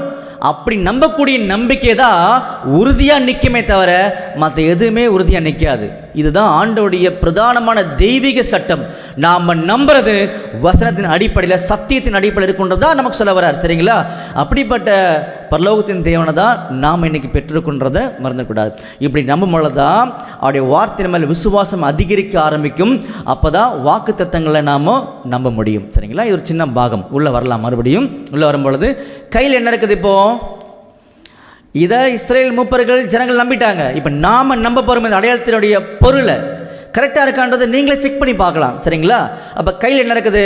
ஒரு கோல் இருக்குதா? இருக்குது இல்லையா? அதை என்ன பண்ணாங்கன்னா கீழே போடுங்கன்னு சொன்னார். கீழே போடும் பொழுது அது பாம்பாக மாறிடுச்சு. அதுக்கப்புறமா அதோடைய வாழை பிடிங்கன்னு சொன்னார். பிடிக்கும் பொழுது அது மறுபடியும் கோலாக மாறிடுச்சுன்றது நமக்கு தெரியுது. அப்போ இந்த அடையாளத்தில் என்ன உண்மை பொருள் இருக்குன்றதை நம்ம கவனிக்க போகிறோம். சரிங்களா? அப்போது பொதுவாகவே நல்லா கவனிச்சிங்கன்னா இந்த இடத்துல இந்த கோல் அப்படி சொல்லக்கூடிய காரியம் எதை பொருள்படுத்தும் சொல்லி பார்த்தீங்கன்னா, அதிகாரங்களை, வல்லமைகளை பொருள்படுத்தும். நல்லா கவனிங்க. சில நேரங்களில் நம்ம எங்கே நிற்கிறோன்றது ரொம்ப முக்கியம். மோசேவை நம்முடைய ஆண்டவருக்கு அடையாளமாக பார்த்துட்டோம். இந்த அடையாளம் முடிஞ்சிருச்சு. நமக்கு தேவையானது அந்த 3 அடையாளங்கள் காமிச்சார் இல்லையா, அதனுடைய பொருள் நமக்கு தேவை. அதுதான் ரொம்ப முக்கியம். சரிங்களா? அப்போ அதெல்லாம் நம்ம அறிமுகம் பார்த்து வெளியே வந்துட்டோம். இப்போ இந்த அடையாளத்தை கவனிக்கும் பொழுது தான் நமக்கு உண்மை தெரிய வரும் பொழுது நமக்கு ஆச்சரியமான பொருத்தமான காரியங்கள் புரிய ஆரம்பிச்சிடும். அப்போ முதல்ல கோல், அதை நான் வச்சுக்கோங்க. அப்போ இந்த கோல் அதிகாரத்தை அடையாளப்படுத்தும்.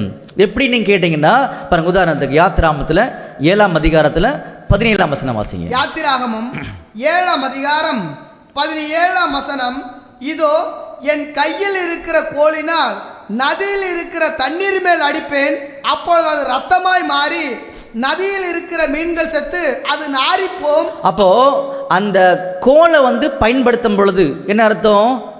அந்த அதிகாரங்கள் செயல்படும் பொழுது அங்க அந்த காரியங்கள் நடக்கும்னு சொல்ல வர்றார். புரிஞ்சுங்களா? அப்போ கோல் என்பது அதிகாரத்துக்கு, வல்லமைக்கு, அத்தாரிட்டிக்கு அடையாளமாக இருக்கின்றதை நம்ம தெரிஞ்சுக்கிறோம். உதாரணத்துக்கு பாருங்க, ஏசாயால 10ஆம் அதிகாரம் 24ஆம் வசனம் வாசிக்கலாம். ஏசாயா 10ஆம் அதிகாரம் 24ஆம் வசனம். ஆகையால் சியோனில் வாசமாயிருக்கிற என் ஜனமே, அசிரியனுக்கு பயப்படாதே, அவன் உன்னை கோலால் அடித்து எகிப்தியரை போல் தன் தண்டாயுதத்தை உன்மேல் ஓங்குவான். பாத்தீங்களா? அசிரியன் கோலால் அடித்து அப்படின்னா அர்த்தம், இந்த அசிரிய தேசம், அசிரிய ராஜாக்கள் இஸ்ரேல் ஜனங்களை அவங்களுடைய வல்லமையின் மூலமாக, அதிகாரத்தின் மூலமாக கீழ்ப்படுத்துவாங்க, உபத்திரப்படுத்துவாங்கன்றது தான். அப்போ இந்த வசனத்தை நம்ம எதுக்காக எடுத்தோம்? அந்த கோல் என்பது வல்லமையை, அதிகாரத்தை, அத்தாரிட்டி அடையாளப்படுத்துறதுக்காக நம்ம எடுத்தோம். சரிங்களா? ஓகே, அது புரிஞ்சிருச்சு. அப்போ கோல் என்பது அதிகாரத்தை, வல்லமையை, அத்தாரிட்டி அடையாளப்படுத்துன்றதை நம்ம தெரிஞ்சுக்கிட்டோம் இல்லையா? அப்போ இந்த அதிகாரங்கள், இந்த பூமிக்குரிய அதிகாரங்கள் முதல்ல முழுவதுமாக தேவனாகிய கர்த்தர் தான் வச்சிருந்தார். சரிங்களா? அதனால தான் மோசே கிட்ட சொல்லும்போது கூட தன்னை எப்படி அடையாளப்படுத்தி காமிச்சான்னு சொல்லி பார்த்தீங்கன்னா பாருங்க, யாத்திராகமத்தில் 6ஆம் அதிகாரம் 3ஆம் வசனம் வாசிக்கலாம். யாத்திராகமம் 6ஆம் அதிகாரம் 3ஆம் வசனம். சர்வ வல்லமையுள்ள தேவன் என்னும் நாமத்தினால். பாத்தீங்களா? சர்வ வல்லமை. அப்ப கோல் என்பது வல்லமை, அதிகாரம். அப்ப சகல அதிகாரத்தையும் வல்லமையும் தேவனாக கர்த்தரை வச்சிருந்தாரு. அதை இந்த பூமியில அவர் யாட்டம் விட்டு கொடுக்கல. நல்லா கவனிங்க, ஆதாம்கிட்ட சொன்னார் ஆளுகை, ஆண்டுகொள் அப்படின்னு சொன்னார். அப்படி சொல்லும் பொழுது சகல அதிகாரங்களும் தேவனாய கர்த்தர் மூலமாக தான் செயல்பட்டது. சரிங்களா? அதை மறக்கக்கூடாது. அப்படி இருக்கும் பொழுது இந்த அதிகாரத்தை என்ன பண்ணிட்டாருன்னா கீழே விட்டு கொடுத்துட்டார்.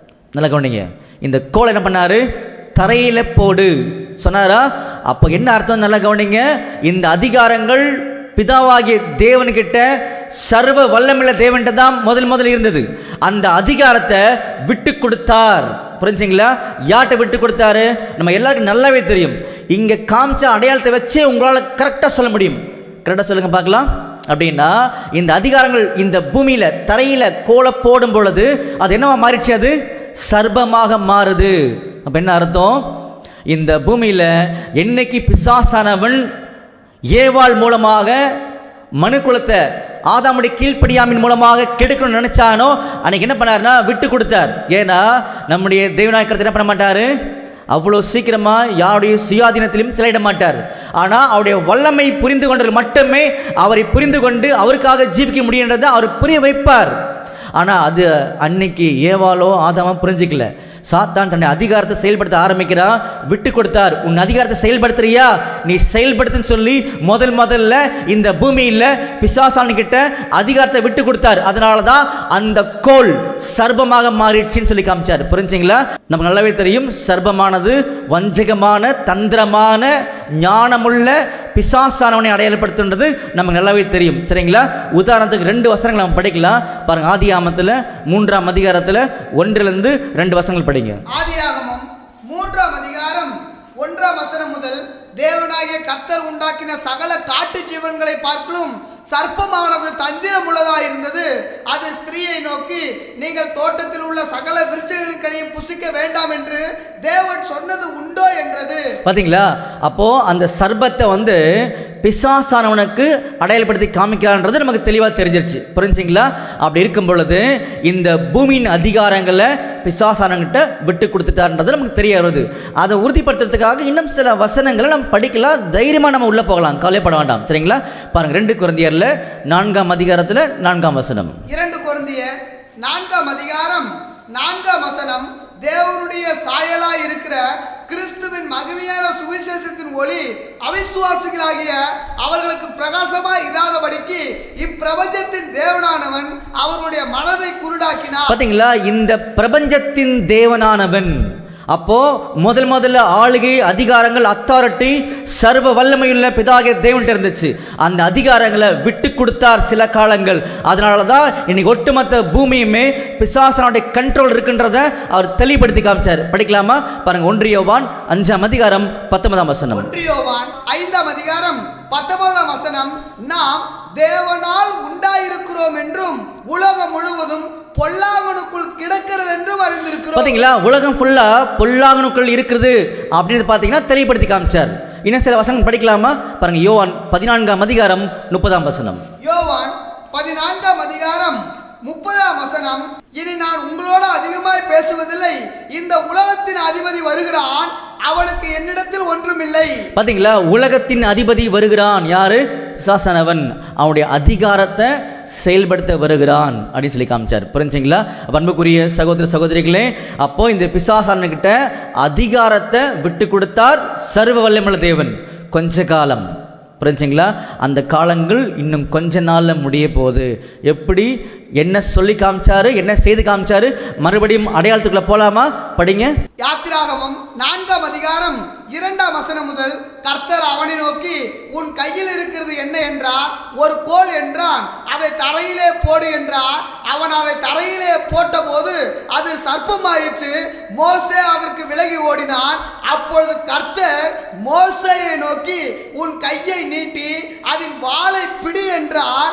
அவன் தன் கையை நீட்டி அதை பிடித்த போது அது அவன் கையிலே கோலாயிற்று. பாத்தீங்களா, மறுபடியும் வாளை பிடிங்க அப்படின்னு சொன்னாரு. பிடிக்கும் பொழுது மறுபடியும் கையில கோலாக மாறிட்டு சொல்லி காமிச்சார். என்ன அர்த்தம்? ஆச்சரியமான உண்மை இருக்குது. அப்போ இந்த பூமியில பிசாசானவனுக்கு அதிகாரத்தை கொடுத்துட்டார்.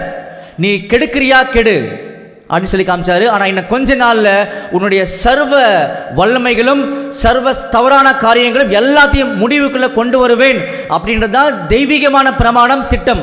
அதை புரிய வைக்கிறதுக்காக தான் இந்த ஒரு காரியத்தை சொல்லி காமிச்சார். இதுக்கு சரியான வசனம் படிக்கலாமா? பாருங்க, வெளிப்படுத்தின விசேஷத்துல 20ஆம் அதிகாரத்துல 1 to 3 வசனங்கள் படிங்க. வெளிப்படுத்தின விசேஷம் 20ஆம் அதிகாரம் 1ஆம் வசனம் முதல், ஒரு தூதன் பாதாளத்தின் திறவுகோலையும் பெரிய சங்கிலியையும் தன் கையிலே பிடித்து கொண்டு வானத்திலிருந்து இறங்கி வர கண்டேன். பிசாசு என்றும் சாத்தான் என்றும் சொல்லப்பட்ட பழைய பாம்பாகிய வலுசற்பத்தை அவன் பிடித்து அதை 1000 வருஷங்களும் கட்டி வைத்து. பாத்தீங்களா, பிசாசானவனை கட்டி வைக்கிறாரு அப்படின்னு சொல்லி காமிக்கிறார். அதாவது என்ன சொல்லி காமிச்சார் அடையாளத்தில் நம்ம கிட்ட? 2ஆம் வசனம் மறுபடியும் படிக்கலாமா? வெளிப்படுத்தின விசேஷம் 20ஆம் அதிகாரம் 2ஆம் வசனம், பிசாசு என்றும் சாத்தான் என்றும் சொல்லப்பட்ட பழைய பாம்பாகிய வலுசற்பத்தை. பழைய பாம்பு எங்க பார்த்தோம்? பழைய பாம்பை ஏதேன் தோட்டத்தில் அதிகாரத்தை விட்டு கொடுத்தார்ல முதல்ல, அந்த இடத்துக்கு கொண்டு போறாரு. சரிங்களா? அந்த பிசாசானவனை சாத்தார மறுபடியும் பிடிக்கிறார், கற்றார், 1000 வருஷம் கட்டி வைக்கிறார் சொல்லி காமிச்சார். அப்ப என்ன புரிய வைக்கிறார் சொல்லி பார்த்தீங்கன்னா, இந்த பூமியில பிசாசனுடைய சகல அதிகாரங்களும் இந்த கொஞ்ச நாள்ல கம்ப்ளீட்டா என்ன பண்ணுவார்னா அவர் கட்டுப்படுத்திடுவார் அப்படின்ற தெய்வீகமான திட்டத்தை இந்த முதல் அடையாளத்தின் மூலமாக நம்ம கற்றுக் கொடுக்கிறார் நம்முடைய ஆண்டவராகிய இயேசு கிறிஸ்து நமக்கு சொல்லி காமிக்கிறார். இப்படி இந்த அடையாளத்தின் மூலமாக யார் யாரெல்லாம் உண்மை பொருளை தெரிந்து கொள்கிறார்களோ அவர்கள் விசுவாச மார்க்கத்தார் அப்படின்றத சொல்லி காமிக்கிறார். ஏன்னு சொல்லி பார்த்தீங்கன்னா, இந்த வசனங்களை சொல்லி முடிச்சிட்டு அவர் மோசே கிட்ட என்ன சொல்றாரு சொல்லி பார்த்தீங்கன்னா, படிங்க தொடர்ந்து. யாத்திராகமம் 4ஆம் அதிகாரம் 5ஆம் வசனம், ஆபிரகாமின் தேவனும் ஈசாக்கின் தேவனும் யாக்கோபின் தேவனுமாய் இருக்கிற தங்கள் பிதாக்களுடைய தேவனாகிய கர்த்தர் உனக்கு தரிசனமானதை அவர்கள் நம்புவதற்கு இதுவே அடையாளம். பாத்தீங்களா, அவர்கள் நம்புவதற்கு இதுவே அடையாளம். அப்ப நமக்கு என்ன அடையாளம்? இன்னும் கொஞ்ச நாள்ல நடக்கக்கூடிய தெய்வீகமான திட்டத்தை சொல்லி காமிச்சிருக்கார். ஒட்டுமொத்த உலகம் சாத்தானுடைய அந்தகாரத்தினுடைய அதிகாரத்துக்குள்ளாக இருக்குது. அந்த அதிகாரங்கள் இன்னும் கொஞ்ச நாள்ல பரிபூர்ணமாக நிறுத்தப்படும். சாத்தான் பிடிக்கப்படுவான், அவனோட ஆளுகை முற்றிலுமாக முறியடிக்கப்படும் அப்படின்னு திட்டத்தை சொல்லி காமிச்சாரு. அப்படி சொல்லும் பொழுது இதை யார் விசுவாசிப்பார்கள் சொல்லி பார்த்தீங்கன்னா, பாருங்க, கலாத்தியர் 3ஆம் அதிகாரம் 7ஆம் வசனம். கலாத்தியர் 3ஆம் அதிகாரம் 7ஆம் வசனம், ஆகையால் விசுவாச மார்க்கத்தார் எவர்களோ அவர்களே ஆபிரகாமின் பிள்ளைகள் என்று அறிவீர்களா. பாத்தீங்களா, விசுவாச மார்க்கத்தார். அங்க என்ன சொன்னாரு? யாத்திராமத்துல ஆபிரகாமின் தேவன், ஈசாக்கின் தேவன், யாக்கோபின் தேவன் சொல்றான், போய் சொல்லுன்னு சொன்னார். அதே மாதிரிதான் இன்னைக்கு நாம விசுவாச மார்க்கத்தார். அவர்கள் கட்டாயமாக ரட்சிப்பின் திட்டங்களை நம்புவார்கள். ரட்சிப்பின் திட்டங்கள் வேதாந்தத்துக்குள்ளாக ஒவ்வொரு வசனத்துக்குள்ளாக மறைந்திருக்குது. அதை புரிந்து கொள்வதற்காக தான் நம்முடைய ஆண்டவராகிய இயேசு கிறிஸ்து, அதாவது மோசையாகிய இரட்சகராகிய மீட்பராகிய நம்முடைய ஆண்டவர் இயேசு கிறிஸ்து ஆரோன் மூலமாக இன்னைக்கு ஆண்டவர் இயேசு கிறிஸ்து மாதிரி வாழக்கூடிய பிள்ளைகள் மூலமாக அதை வெளிப்படுத்தி கொண்டிருக்கிறார். அதை இஸ்ரேல் ஜனங்கள் விசுவாச மார்க்கத்தார் 100% நம்புவார்கள். அவர்கள் இன்னும் கொஞ்ச நாள் ஜெயிப்பார்கள்ன்றதா இங்கே சொல்லக்கூடிய முதல் அடையாளத்தின் உண்மைகள்ன்றதை மறந்துடக்கூடாது. சரிங்களா? முதல் அடையாளம் முடிஞ்சிருச்சா? நிறைய விஷயங்கள் இன்னும் அதிகமாக புரிஞ்சுக்கலாம். நமக்கு டைம் ரொம்ப கம்மியாக இருக்குது. புரிஞ்சுங்களா? 2வது அடையாளத்துக்குள்ளாக நம்ம கடந்து போகலாமா? படிக்கலாம் பாருங்க. யாத்திராகமம் 4ஆம் அதிகாரம் 6ஆம் வசனம். மேலும் கர்த்தர் அவனை நோக்கி, உன் கையை உன் மடியிலே போடு என்றார். அவன் தன் கையை தன் மடியிலே போட்டு அதை வெளியே எடுக்கும்போது இதோ அவன் கை உறைந்த மலையைப் போல வெண்குஷ்டம் பிடித்திருந்தது. பார்த்தீங்களா அன்புக்குரிய சகோதர சகோதரிகளே, இந்த இடத்துல இன்னொரு அடையாளத்தை காமிக்கிறார். கை இருக்கு இல்லையா, இந்த கை என்ன பண்ணுங்க, மடியில் போடுங்கன்றார். அன்றைக்கி இருந்த ட்ரெஸ் பார்த்தீங்கன்னா ஒரு பெரிய வஸ்திரம் மாதிரி ட்ரெஸ் போட்டிருப்பாங்கன்றது நமக்கு நல்லா தெரியும். அப்போது மடியில் போடுங்கன்னு சொல்லும் பொழுது அந்த கை அங்கே மறைக்கப்படுறது, உள்ளே போடுறாங்க, கை மறையுது. சரிங்களா? அந்த கையை மறுபடியும் வெளியே எடுங்கன்னு சொல்லும் பொழுது அதில் வெண்குஷ்டம் வந்துருச்சாங்க கையில். சரிங்களா? அடுத்து மறுபடியும் உள்ளே போடுங்க, மறைங்கன்னு சொல்கிறார். உள்ளே போடுறாங்க, வெளியெடுங்கன்றாங்க, வெளியே எடுக்கிறாங்க.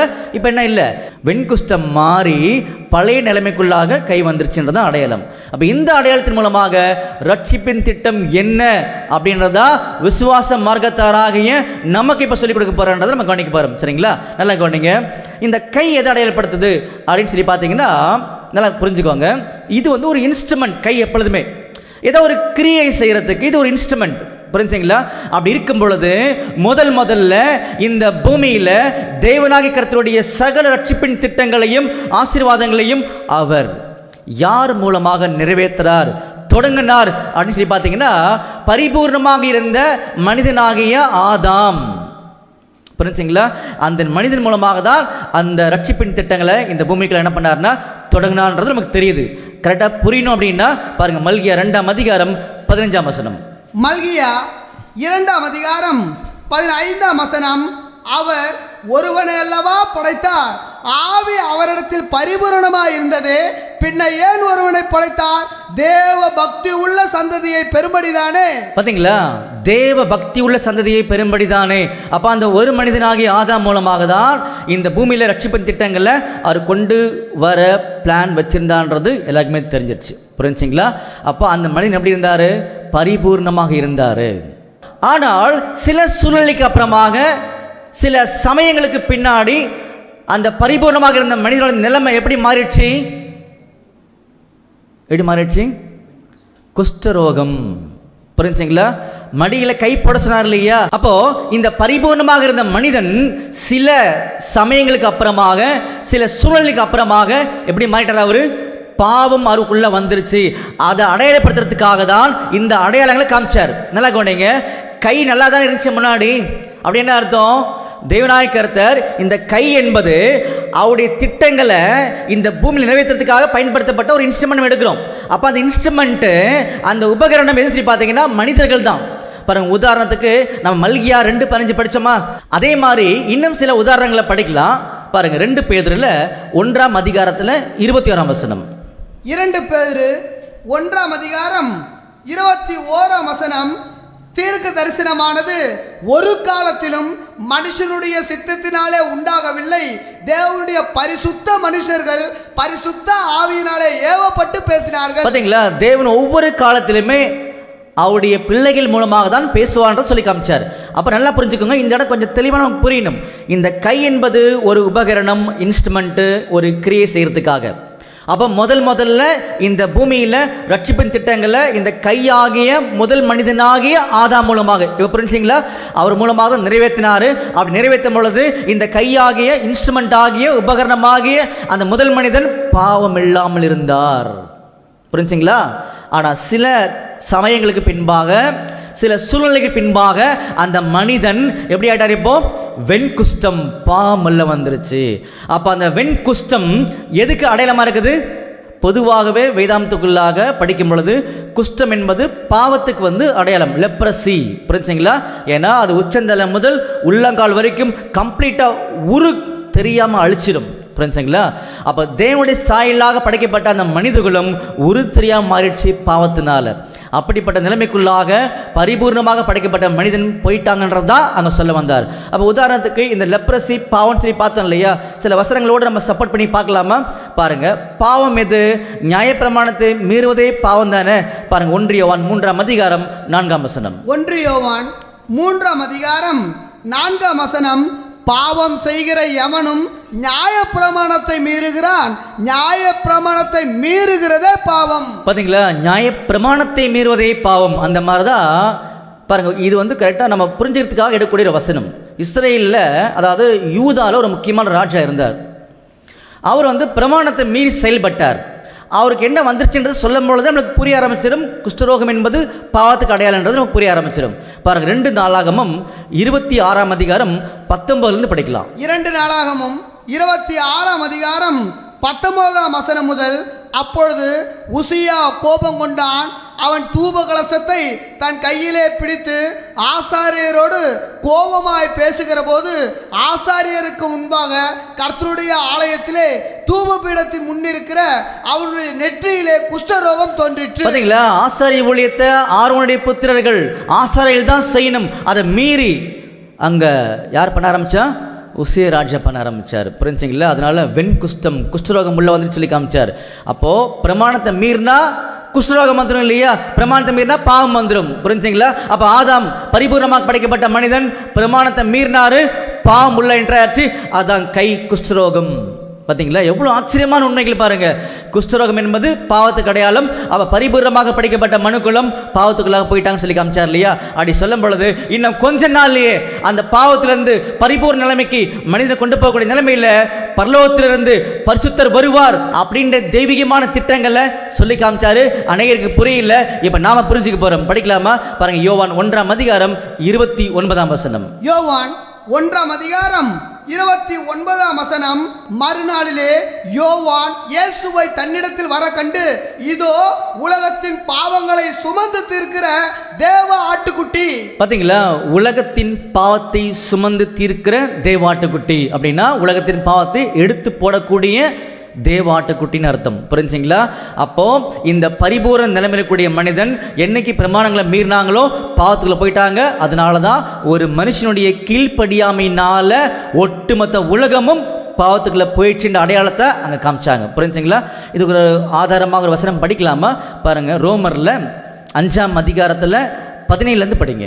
ரோமர் 5ஆம் அதிகாரம் 17ஆம் வசனம் முதல், அல்லாமலும் ஒருவனுடைய மீறுதலினாலே அந்த ஒருவன் மூலமாய் மரணம் ஆண்டு கொண்டிருக்க கிருபையின் பரிபூரணத்தையும் நீதியாக ஈவின் பரிபூரணத்தையும் பெறுகிறவர்கள் இயேசு கிறிஸ்து என்னும் ஒருவராலே ஜீவனை அடைந்து ஆளுவார்கள் என்பது அதிக நிச்சயமாமே.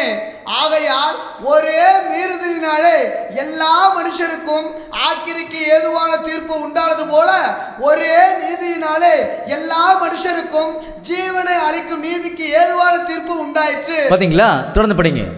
அன்றியும் ஒரே மனுஷனுடைய கீழ்ப்படியாமையினாலே அநேகர் பாவிகள் ஆக்கப்பட்டது போல ஒருவருடைய கீழ்ப்படிதலினாலே அநேகர் நீதிமான்கள் ஆக்கப்படுவார்கள். பாத்தீங்களா? இதுதான் தெய்வீக ரட்சிப்பின் திட்டங்கள். அப்போ இந்த மனுக்குலத்துக்கு மேல அவங்க பாவத்துக்குள்ளாக போயிட்டாங்கன்றத நமக்கு இந்த அடையாளத்து மூலமாக காமிச்சார். ஆனால் இன்னும் கொஞ்ச நாள்லேயே பரலோகத்திலிருந்து பரிசுத்தர் வந்து பாவத்தை போக்கும் பலியாக தன்னை ஒப்பு கொடுப்பான்றதா அங்கே சொல்லி காமிச்சாங்க. இன்னைக்கு யார் யாரெல்லாம் விசுவாச மார்க்கத்தாரோ அவர்கள் உறுதியாக நம்புவார்கள், விசுவாசிப்பார்கள், அவர்கள் பாவத்திலிருந்து முற்றிலுமாக வெளியேறக்கூடிய வாய்ப்பை முதல்ல பெற்றுக்கொள்வார்கள்ன்றதை அங்கே அடையாளப்படுத்தி காமிச்சார். அந்த வகையில் ஒட்டுமொத்த உலகமுமே என்னைக்கு நம்முடைய ஆண்டவராக இயேசு கிறிஸ்துவை ஏற்றுக்கொள்ளப் போகிறார்களோ அன்னைக்கு அவர்கள் மறுபடியும் பழைய நிலைமைக்கு கை மாறிவிடும். தேவனுடைய உபகரணமாக இன்ஸ்ட்ருமெண்டாக இருக்கக்கூடிய இந்த மனிதர்கள் மறுபடியும் பரிபூர்ண நிலைமைக்கு வருவார்கள் அப்படின்ற ஒரு பெரிய நம்பிக்கையை பார்த்தீங்கன்னா கொடுத்துருக்காரு. அதனால இந்த பாவத்தில் மனுக்குலம் டெய்லி வேதனைப்படுறாங்க, துன்பப்படுறாங்க, அவமானப்படுறாங்க, சங்கடப்படுறாங்க, எவ்வளோ உபத்திரம் சந்திக்கிறாங்க. பெரிய நற்செய்தி, இன்னும் கொஞ்ச நாள் பாவம் போயிடும், நம்புறீங்களா அப்படின்னு கேட்குறாரு. யார் நம்புவார்கள்? விசுவாச குடும்பத்தார் நம்புவார்கள். புரிஞ்சுங்களா? இது தெய்வீகமான திட்டம். நிறைய விஷயங்களை பேசியிருக்கிறோம். நீங்கள் கரெக்டாக அந்த லைனில் வந்து பாருங்கள், எல்லாம் புரிய ஆரம்பிக்கும். சரிங்களா? அப்போ ரெண்டாவது அடையாளத்தில் நம்ம என்ன புரிஞ்சுக்கிறோம்னு சொல்லி பார்த்தீங்கன்னா, இந்த கை முதல்ல நமக்கு காமிச்சாரு. அது ஒரு இன்ஸ்ட்ருமெண்ட், புரிஞ்சிருச்சு இல்லையா?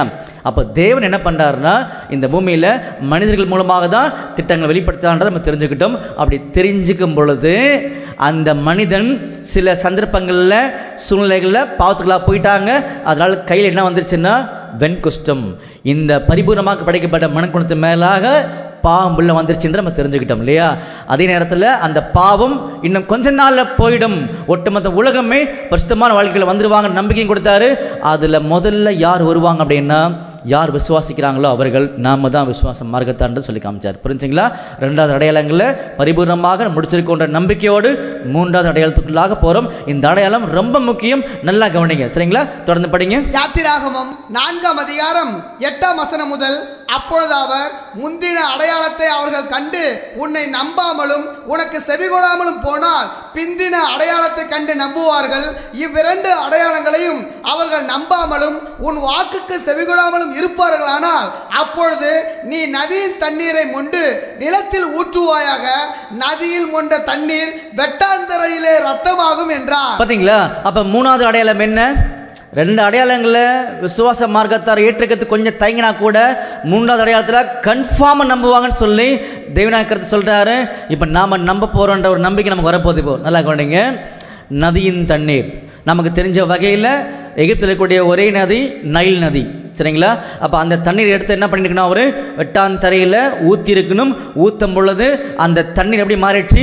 ரத்தமாக மாறிடுச்சுன்னு நமக்கு தெரியுது. நல்லா புரிஞ்சுக்கோங்க அன்புக்குரிய சகோதர சகோதரிகளே. ஒன்ஸ் ரத்தம் வெளியே வந்துருச்சுன்னா அதில் ஜீவன் இருக்குமா?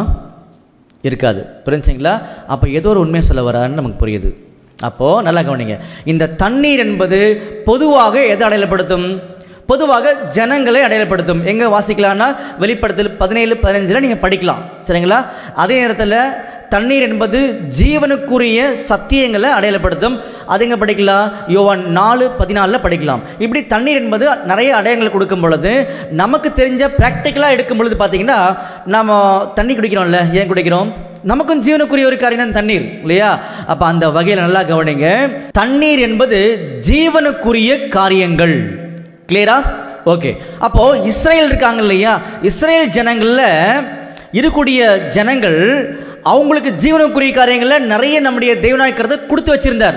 பாருங்கள், நம்ம பொருளுக்குள்ள உள்ளே போகிறோம். இப்போ தண்ணீர் என்பது ஜீவனுக்குரிய காரியம்.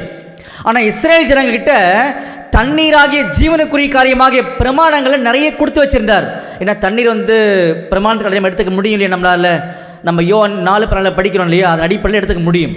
அப்போது அந்த மாதிரி ஜீவனுக்குரிய காரியங்கள் நிறைய இருக்கும் பொழுது இந்த இஸ்ரேல் ஜனங்கள் தேவனாகிய கர்த்தர் கொடுத்த ஜீவனுக்குரிய காரியங்களாக தண்ணீரை குடிக்காம, நல்லா கவனிங்க, குடிக்காம எடுத்துக்காம என்ன பண்ணுறாங்கன்னா அது அவங்களுக்கு வேண்டான்னு சொல்லி எகிப்துக்கு போகிறாங்களாம். எங்கே போகிறாங்களாம்? எகிப்துக்கு போகிறாங்களாம். பாருங்கள், எரேமியாவில் 2ஆம் அதிகாரத்தில் 18ஆம் வசனம் படிங்க. எரேமியா 2ஆம் அதிகாரம் 18ஆம் வசனம். இப்பொழுதும் சீகோரின் தண்ணீரை குடிப்பதற்கு எகிப்துக்கு போகிறதினால் உனக்கு பிரயோஜனம் என்ன? ஐப்ராத் நதியின் தண்ணீரை குடிப்பதற்கு அசிரியாவுக்கு போகிறதினால் உனக்கு பிரயோஜனம் என்ன? பாருங்க, இப்போ இந்த சீகோர்ன்றது எகிப்துக்கு முன்னாடி இருக்குது. அதே நேரத்தில் எகிப்தில் இருக்கக்கூடிய நதி பார்த்தீங்கன்னா நைல் நதி. பாருங்க, உதாரணமாக எசேக்கியேல் 29ஆம் அதிகாரம் 3ஆம் வசனம். எசேக்கியேல் 29ஆம் அதிகாரம் 3ஆம் வசனம். கர்த்தராகிய ஆண்டவர் சொல்கிறார், எகிப்தின் ராஜாவாகிய பார்வோனே, நீ உன் நதிகளின் நடுவிலே படுத்துக்கொண்டு என் நதி என்னுடையது. பாருங்க, இந்த நதி எதை பற்றி பேசுன்னு சொல்லி பார்த்தீங்கன்னா நைல் நதி பற்றி பேசுது. அப்போது 2 வசனங்கள் நமக்கு இங்கே கொடுக்கப்படுது. எகிப்தில் இருக்கக்கூடிய சீகோர்னு சொல்லி இந்த வசனம் சொல்லுது. இன்னொரு வசனம் யோசுவா 13:2 படிக்கும் பொழுது எகிப்துக்கு எதிராக இருக்கக்கூடிய சீகோர்னு சொல்லி அங்கே சொல்லப்படுது. இன்னொரு வசனம் பார்த்தீங்கன்னா எகிப்தில் இருக்கக்கூடிய நைல் நதின்னு சொல்லப்படுது. ஆக மொத்தத்தில் இஸ்ரேல் ஜனங்கள் அவங்களுக்கு கொடுத்த ஜீவனுக்குரிய காரியங்களை தேடாம, எடுத்துக்காம, குடிக்காம எங்கே போகிறாங்க? எகிப்துக்கு போகிறாங்கன்றது இவ்வளோ நமக்கு தெளிவாயிடுச்சு. புரிஞ்சுங்களா? அப்போ எகிப்து எதுக்கு அடையாளமாக சொல்லப்படுது? இங்கே அடிமைத்தனத்தின் வீடு, பாவப்பட்ட சபிக்கப்பட்ட இந்த பூமிக்கு அடையாளமாக இருக்கின்றது நமக்கு தெரியுது. அப்போ இஸ்ரேல் ஜனங்கள் யார்? அவங்க விசுவாச மார்க்கத்தார். புரிஞ்சுங்களா? ஆபிரகாமின் தேவன், ஈசாக்கின் தேவன், யாக்கோபின் தேவன், அப்படிப்பட்ட சர்வ வல்லமுள்ள தேவனை தேவனாக கொண்டிருக்கக்கூடிய இஸ்ரேல் ஜனங்கள் கிறிஸ்டியன்ஸ் அவங்க என்ன பண்றாங்களா, எகிப்தாகிய உலகத்துக்குள்ள இருக்கக்கூடிய ஜீவனுக்குரிய காரியங்களை தேடி ஓடுறாங்களாம். புரிஞ்சுங்களா? எது ஜீவனுக்குரிய காரியங்கள்? இஸ்ரேலில் சொல்லப்பட்ட, அதாவது விசுவாச மார்க்கத்தராகிய கிறிஸ்டியன்ஸ்குள்ள கொடுக்கப்பட்ட சத்தியத்தில் இருக்கக்கூடிய மேன்மையான காரியங்களை தேடாம, அதை புரிஞ்சிக்காம உலகத்தில் இருக்கக்கூடிய ஜீவனுக்குரிய காரியங்கள் தான் ஒட்டுமொத்த உலகம் வாழ்ந்துட்டு இருக்குது. இன்னைக்கு அநேக கிறிஸ்தவர்கள் வாழ்ந்துட்டு இருக்கிறாங்கன்றதை நமக்கு புரிய வைக்கிறார். அப்படிப்பட்ட நிலைமை இருக்கும் பொழுது அந்த தண்ணீராகிய, எகிப்தின் தண்ணீராகிய ஜீவனுக்குரிய காரியங்களாகிய எல்லாத்தையும் இன்னும் கொஞ்ச நாள் உயிர் அற்றதாக மாற்றுவேன் சொல்லி காமிக்கிறார். அந்த தண்ணீர் எடுத்து எங்கே ஊற்றுவாராம்? வெட்டாந்தரையில் ஊற்றுவாராம். ஊற்றும் பொழுது என்ன அடையாளம் காமிக்கிறாரு? அது இரத்தமாக மாறும். தண்ணீரில் சொல்லக்கூடிய அடையாளம் பார்த்தீங்கன்னா அது இரத்தமாக மாறும்னு சொல்லும் பொழுது அது ஜீவன் அல்லாத காரியங்களாக மாறுன்னு சொல்லி காமிக்கிறார். பாருங்கள், சரியான சில வசனங்கள் நம்ம படிக்க போகிறோம். எசேக்கியேல் 7ஆம் அதிகாரம் 18ஆம் வசனம். எசேக்கியேல் 7ஆம் அதிகாரம் 18ஆம் வசனம் முதல். ரட்டை உடுத்திக் கொள்வார்கள், தத்தளிப்பு அவர்களை மூடும், எல்லா முகங்களும் வெட்கப்படும், எல்லா தலைகளையும் மொட்டையிடப்படும், தங்கள் வெள்ளியை தெருக்களில் எறிந்து விடுவார்கள். பார்த்தீங்களா? தங்கள் வெள்ளியை தெருக்களில் எறிந்து விடுவார்கள். அதாவது இஸ்ரேல் ஜனங்களை பற்றி சொல்லிட்டு இருக்காரு. அது நமக்கும் பொருந்தும். அப்போ இஸ்ரேல் ஜனங்களுக்கு அருமையான வாக்கு தத்தங்கள், சத்தியங்கள், தெய்வீகமான பிரமாணங்கள் இதெல்லாம் கொடுத்திருந்தாங்க. ஆனால் அவங்க நம்பி போனது எகிப்தை நம்பி போனாங்க. அதே மாதிரி தான் இன்னைக்கு ஆண்டவராக இயேசு கிறிஸ்து பிள்ளைகளாக அழைக்கப்படக்கூடிய கிறிஸ்தவர்களாகிய நமக்கு தான் தெய்வீகமான பிரமாணங்கள், சத்தியங்கள், உடன்படிக்கைகள் எல்லாம் நமக்கு புரிய வச்சிருக்கார். அப்படி இருக்கும் பொழுது உலகத்தின் மேல நம்பிக்கை வச்சு உலகம் சொல்லக்கூடிய பாதையில போய் எல்லாமே அதை நம்பியே வாழ்ந்துட்டு இருக்கிறாங்க அநேகர் இன்னைக்கு. அப்படி இருக்கும் பொழுது அவங்க சம்பாதிச்ச ஒவ்வொரு பொருளுமே ஜீவனை கொடுக்காது சொல்லி காமிக்கிறாரு. படிங்க. எசேக்கியேல் 7ஆம் அதிகாரம் 19ஆம் வசனம். தங்கள் வெள்ளியை தெருக்களில் எறிந்து விடுவார்கள், அவர்களுடைய பொன் வேண்டா வெறுப்பாயிருக்கும். கர்த்தருடைய சினத்தின் நாளிலே அவர்கள் வெள்ளியும் அவர்கள் பொன்னும் அவர்களை விடுவிக்க மாட்டாது. பாத்தீங்களா? கர்த்தருடைய சினத்தின் நாளிலே அவருடைய வெள்ளியும் பொன்னும் எதுவுமே தப்புவிக்காது என்று சொல்லி காமிச்சாரு. அப்போ எகிப்து அடிமைத்தனத்தின் வீடு. அங்க இருக்கக்கூடிய தண்ணீர் எது? ஜீவனுக்குரிய காரியங்கள். இஸ்ரேல் ஜனங்கள் நீங்க யாரு? ஜீவனுக்குரிய காரியங்களை பெற்றவர்கள். புரிஞ்சுங்களா? அப்போ இஸ்ரேலில் நல்லா கவனிங்க, இஸ்ரேல் ஜனங்களுக்கு தான் முதல்ல பிரமாணம் கொடுக்கப்பட்டது. அப்படிப்பட்ட தெய்வீகமான பிரமாணங்களை வாங்கின நீங்க எகிப்துக்கு போகலாமா? நமக்கு வரும் பொழுது தெய்வீகமான பிரமாணங்களில் வாங்கின நம்ம ஆண்டவராக இயேசு கிறிஸ்துவுடைய பிள்ளைகள் உலகத்தை நம்பலாமா? நம்பவே கூடாது. உலகத்தின் ஜீவனை எடுக்கவே கூடாது. எடுத்தா அப்படின்னா எல்லாருக்கும் சரியான அடையாளம் கொஞ்ச நாள் காமிப்பாரு. அது ஜீவனற்று போய் அங்கே வெளியில் வெட்டாந்திரையில் கொட்டப்படும், நீங்கள் பார்ப்பீங்கன்னு சொல்லி காமிச்சார். புரிஞ்சுங்களா? இன்னொரு வசனம் படிக்கலாமா? ஏசாயா 31ஆம் அதிகாரம் 1ஆம் வசனம். ஏசாயா 31ஆம் அதிகாரம் 1ஆம் வசனம். சகாயம் அடையும்படி இஸ்ரவேலுடைய பரிசுத்தரை நோக்காமலும் கர்த்தரை தேடாமலும் எகிப்துக்கு போய் குதிரைகள் மேல் நம்பிக்கை வைத்து ரதங்கள் அநேகமாய் இருப்பதினால் அவைகளை நாடி குதிரை வீரர் மகா பலசாலிகளாய் இருப்பதினால் அவர்களை நம்பிக்கொண்டு இருக்கிறவர்களுக்கு ஐயோ. பாத்தீங்களா? சகாயம் அடையும்படி சர்வ வல்லவர் நோக்காம, அவர் சொல்லக்கூடிய வார்த்தைகளை நம்பாம உலகத்தின் காரியத்துக்குள்ளாக நம்ம இருக்கும் பொழுது, இந்த எகிப்தாகிய உலகத்தை நம்பும் பொழுது யார் நம்புறாங்களோ அவர்களுக்கு ஐயோ. இன்னும் கொஞ்ச நாள்ல இந்த உலகம் பரிபூர்ணமாக ஆண்டோட திட்டத்தின் அடிப்படையில் எல்லாத்தையும் பண்ணுவார், அவமாக்குவார், ஜீவனற்று போக பண்ணுவார். அதான் ரத்தத்துக்கு அடையாளமாக இருக்கின்றது நம்ம பார்த்துட்டோம். புரிஞ்சுங்களா? அப்போ இன்னைக்கு நமக்கு ஜீவனுக்குரிய காரியங்களை பெற்றுக்கொண்டிருக்கிறோம். நம்ம தொடர்ந்து ஜீவனோடு வாழணுன்றது நமக்கு சொல்லி காமிக்கிறார் இல்லையா? அப்போ இஸ்ரேல் ஜனங்களுக்கு முன்பாக, அந்த மூப்பர்களுக்கு முன்பாக இந்த அடையாளங்களை செய்யும் பொழுது அவர்கள் விசுவாசித்தார்கள், அவர்கள் தொழுது கொண்டார்கள். அடிசையில் நம்ம கவனிக்கிறோம். அந்த மாதிரி இன்னைக்கு இந்த 3 அடையாளத்தில் பிரம்மாண்டமான ரட்சிப்பின் திட்டங்களை சொல்லி காமிச்சிருக்கார். அப்போ முதல் அடையாளத்தில் அந்த கோல் என்பது அதிகாரத்தை அடையாளப்படுத்துது. அந்த கோலை கீழே போட்டார் இந்த பூமியில். என்ன அர்த்தம்? சர்வ வல்லருடைய அதிகாரங்களில் சில காலங்கள் விட்டு கொடுத்தாரு. அப்போ அந்த அதிகாரத்தை யார் செயல்பட ஆரம்பிச்சிட்டா? பிசாசரவன். நல்லா புரிஞ்சுக்கோங்க இந்த அடையாளங்களை. கோல் வந்து சர்வமாக மாறுது இல்லையா? என்ன அர்த்தம்? அதிகாரங்களை பிசாசரவன் எடுத்துக்கொண்டான், அவன் செயல்படுத்த ஆரம்பிச்சிட்டான்றது அங்கே பொருள்.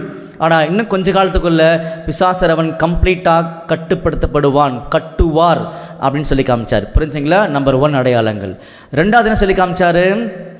கையை மடியில் போடுங்க, வெளியில் எடுக்கும் பொழுது வெண்குஷ்டம் மாறிடும், மறுபடியும் உள்ளே போடுங்க, பழைய நிலைமைக்கு வந்து சொல்லி காமிச்சார். அப்போது பரிபூர்ணமாக படைக்கப்பட்ட இந்த மனிதகுலம் சில காலங்களுக்கு அப்புறமாக பாவத்துக்குள்ளாக போயிட்டாங்க. அதுக்கப்புறமா அவனுடைய கிருபையின் அடிப்படையில் மறுபடியுமாக பரிசுத்தமான வாழ்க்கைக்குள்ளாக எல்லாரும் வந்துடுவாங்கன்றதை அங்கே சொல்லி காமிச்சார். புரிஞ்சுங்களா? மூன்றாவது அடையாளத்தில் தண்ணீராகிய எகிப்தின் ஜீவனுக்குரிய காரியங்கள் இன்னும் கொஞ்ச நாளில் இரத்தமாக, அதாவது உயிரற்று போகும் அப்படின்னு விஷயத்தை சொல்லியிருக்காரு. இப்போ நாம் விசுவாசிக்கணும். ஏன்னா நாம் விசுவாச மார்க்கத்தான் சொல்லி காமிச்சார். அப்போது ஆண்டவராக இயேசு கிறிஸ்துவை, அதாவது மோசேயை லீடராக, இரட்சகராக, மத்தியஸ்தராக ஏற்றுக்கொள்ளக்கூடியவர்கள் அவர் கொடுக்கக்கூடிய சத்தியத்தின் அடையாளத்தின் மூலமாக தான் நம்பணும். நம்பி அவருக்கு பின்னாடி போகிறவங்க மட்டுமே என்ன பண்ணுவாங்கன்னா பரம கானானுக்கு போவாங்கன்ற சொல்லி காமிச்சார். அப்படிப்பட்ட விடுதலையை பெறக்கூடிய வகையில் தான் இன்னைக்கு நாம் இருக்கும் பொழுது கடைசியாக நம்ம படிக்கலாம் பாருங்க. யோவான் 12ஆம் அதிகாரம் 35ஆம் வசனம் படிங்க. யோவான் 12ஆம் அதிகாரம் 35ஆம் வசனம். அதற்கு இயேசு, இன்னும் கொஞ்சம் காலம் ஒளி உங்களிடத்தில் இருக்கும், இருளில் நீங்கள் அகப்படாதபடிக்கு ஒளி உங்களோடு இருக்கையில் நடவுங்கள். இருளில் நடக்கிறவன் தான் போகிற இடம் இன்னதென்று அறியான். ஒளி உங்களோடு இருக்கையில் நீங்கள் ஒளியின் பிள்ளைகள் ஆகும்படிக்கு ஒளியினிடத்தில் விசுவாசமாய் இருங்கள். பாத்தீங்களா? ஒளியினிடத்தில் விசுவாசமாய் இருங்கள். அப்போ இன்னும் கொஞ்ச காலம் தான் இருக்குது பாருங்க. எவ்வளவு ஆச்சரியமான தெய்வீகமான திட்டம் பார்த்தீங்களா? இந்த 3 அடையாளங்கள்ல இது கட்டாயமா 100% நிறைவேறும். ஏன்னா ஆல்ரெடி நிறைவேறி முடிஞ்சிருச்சு. மூப்பர்களும் இஸ்ரேல் ஜனங்களும் அதை விசுவாசிச்சாங்க. நம்ம யார்? விசுவாச மார்க்கத்தார். இன்னைக்கு யார் நம்புகிறாங்களோ அவர்கள் ரட்சிக்கப்படுவார்கள். அப்போ தொடர்ந்து ரட்சிப்பின் பாதையில் செல்ல ஆண்டவர் தாமே கிருபை செய்வாராக. ஆமீன்.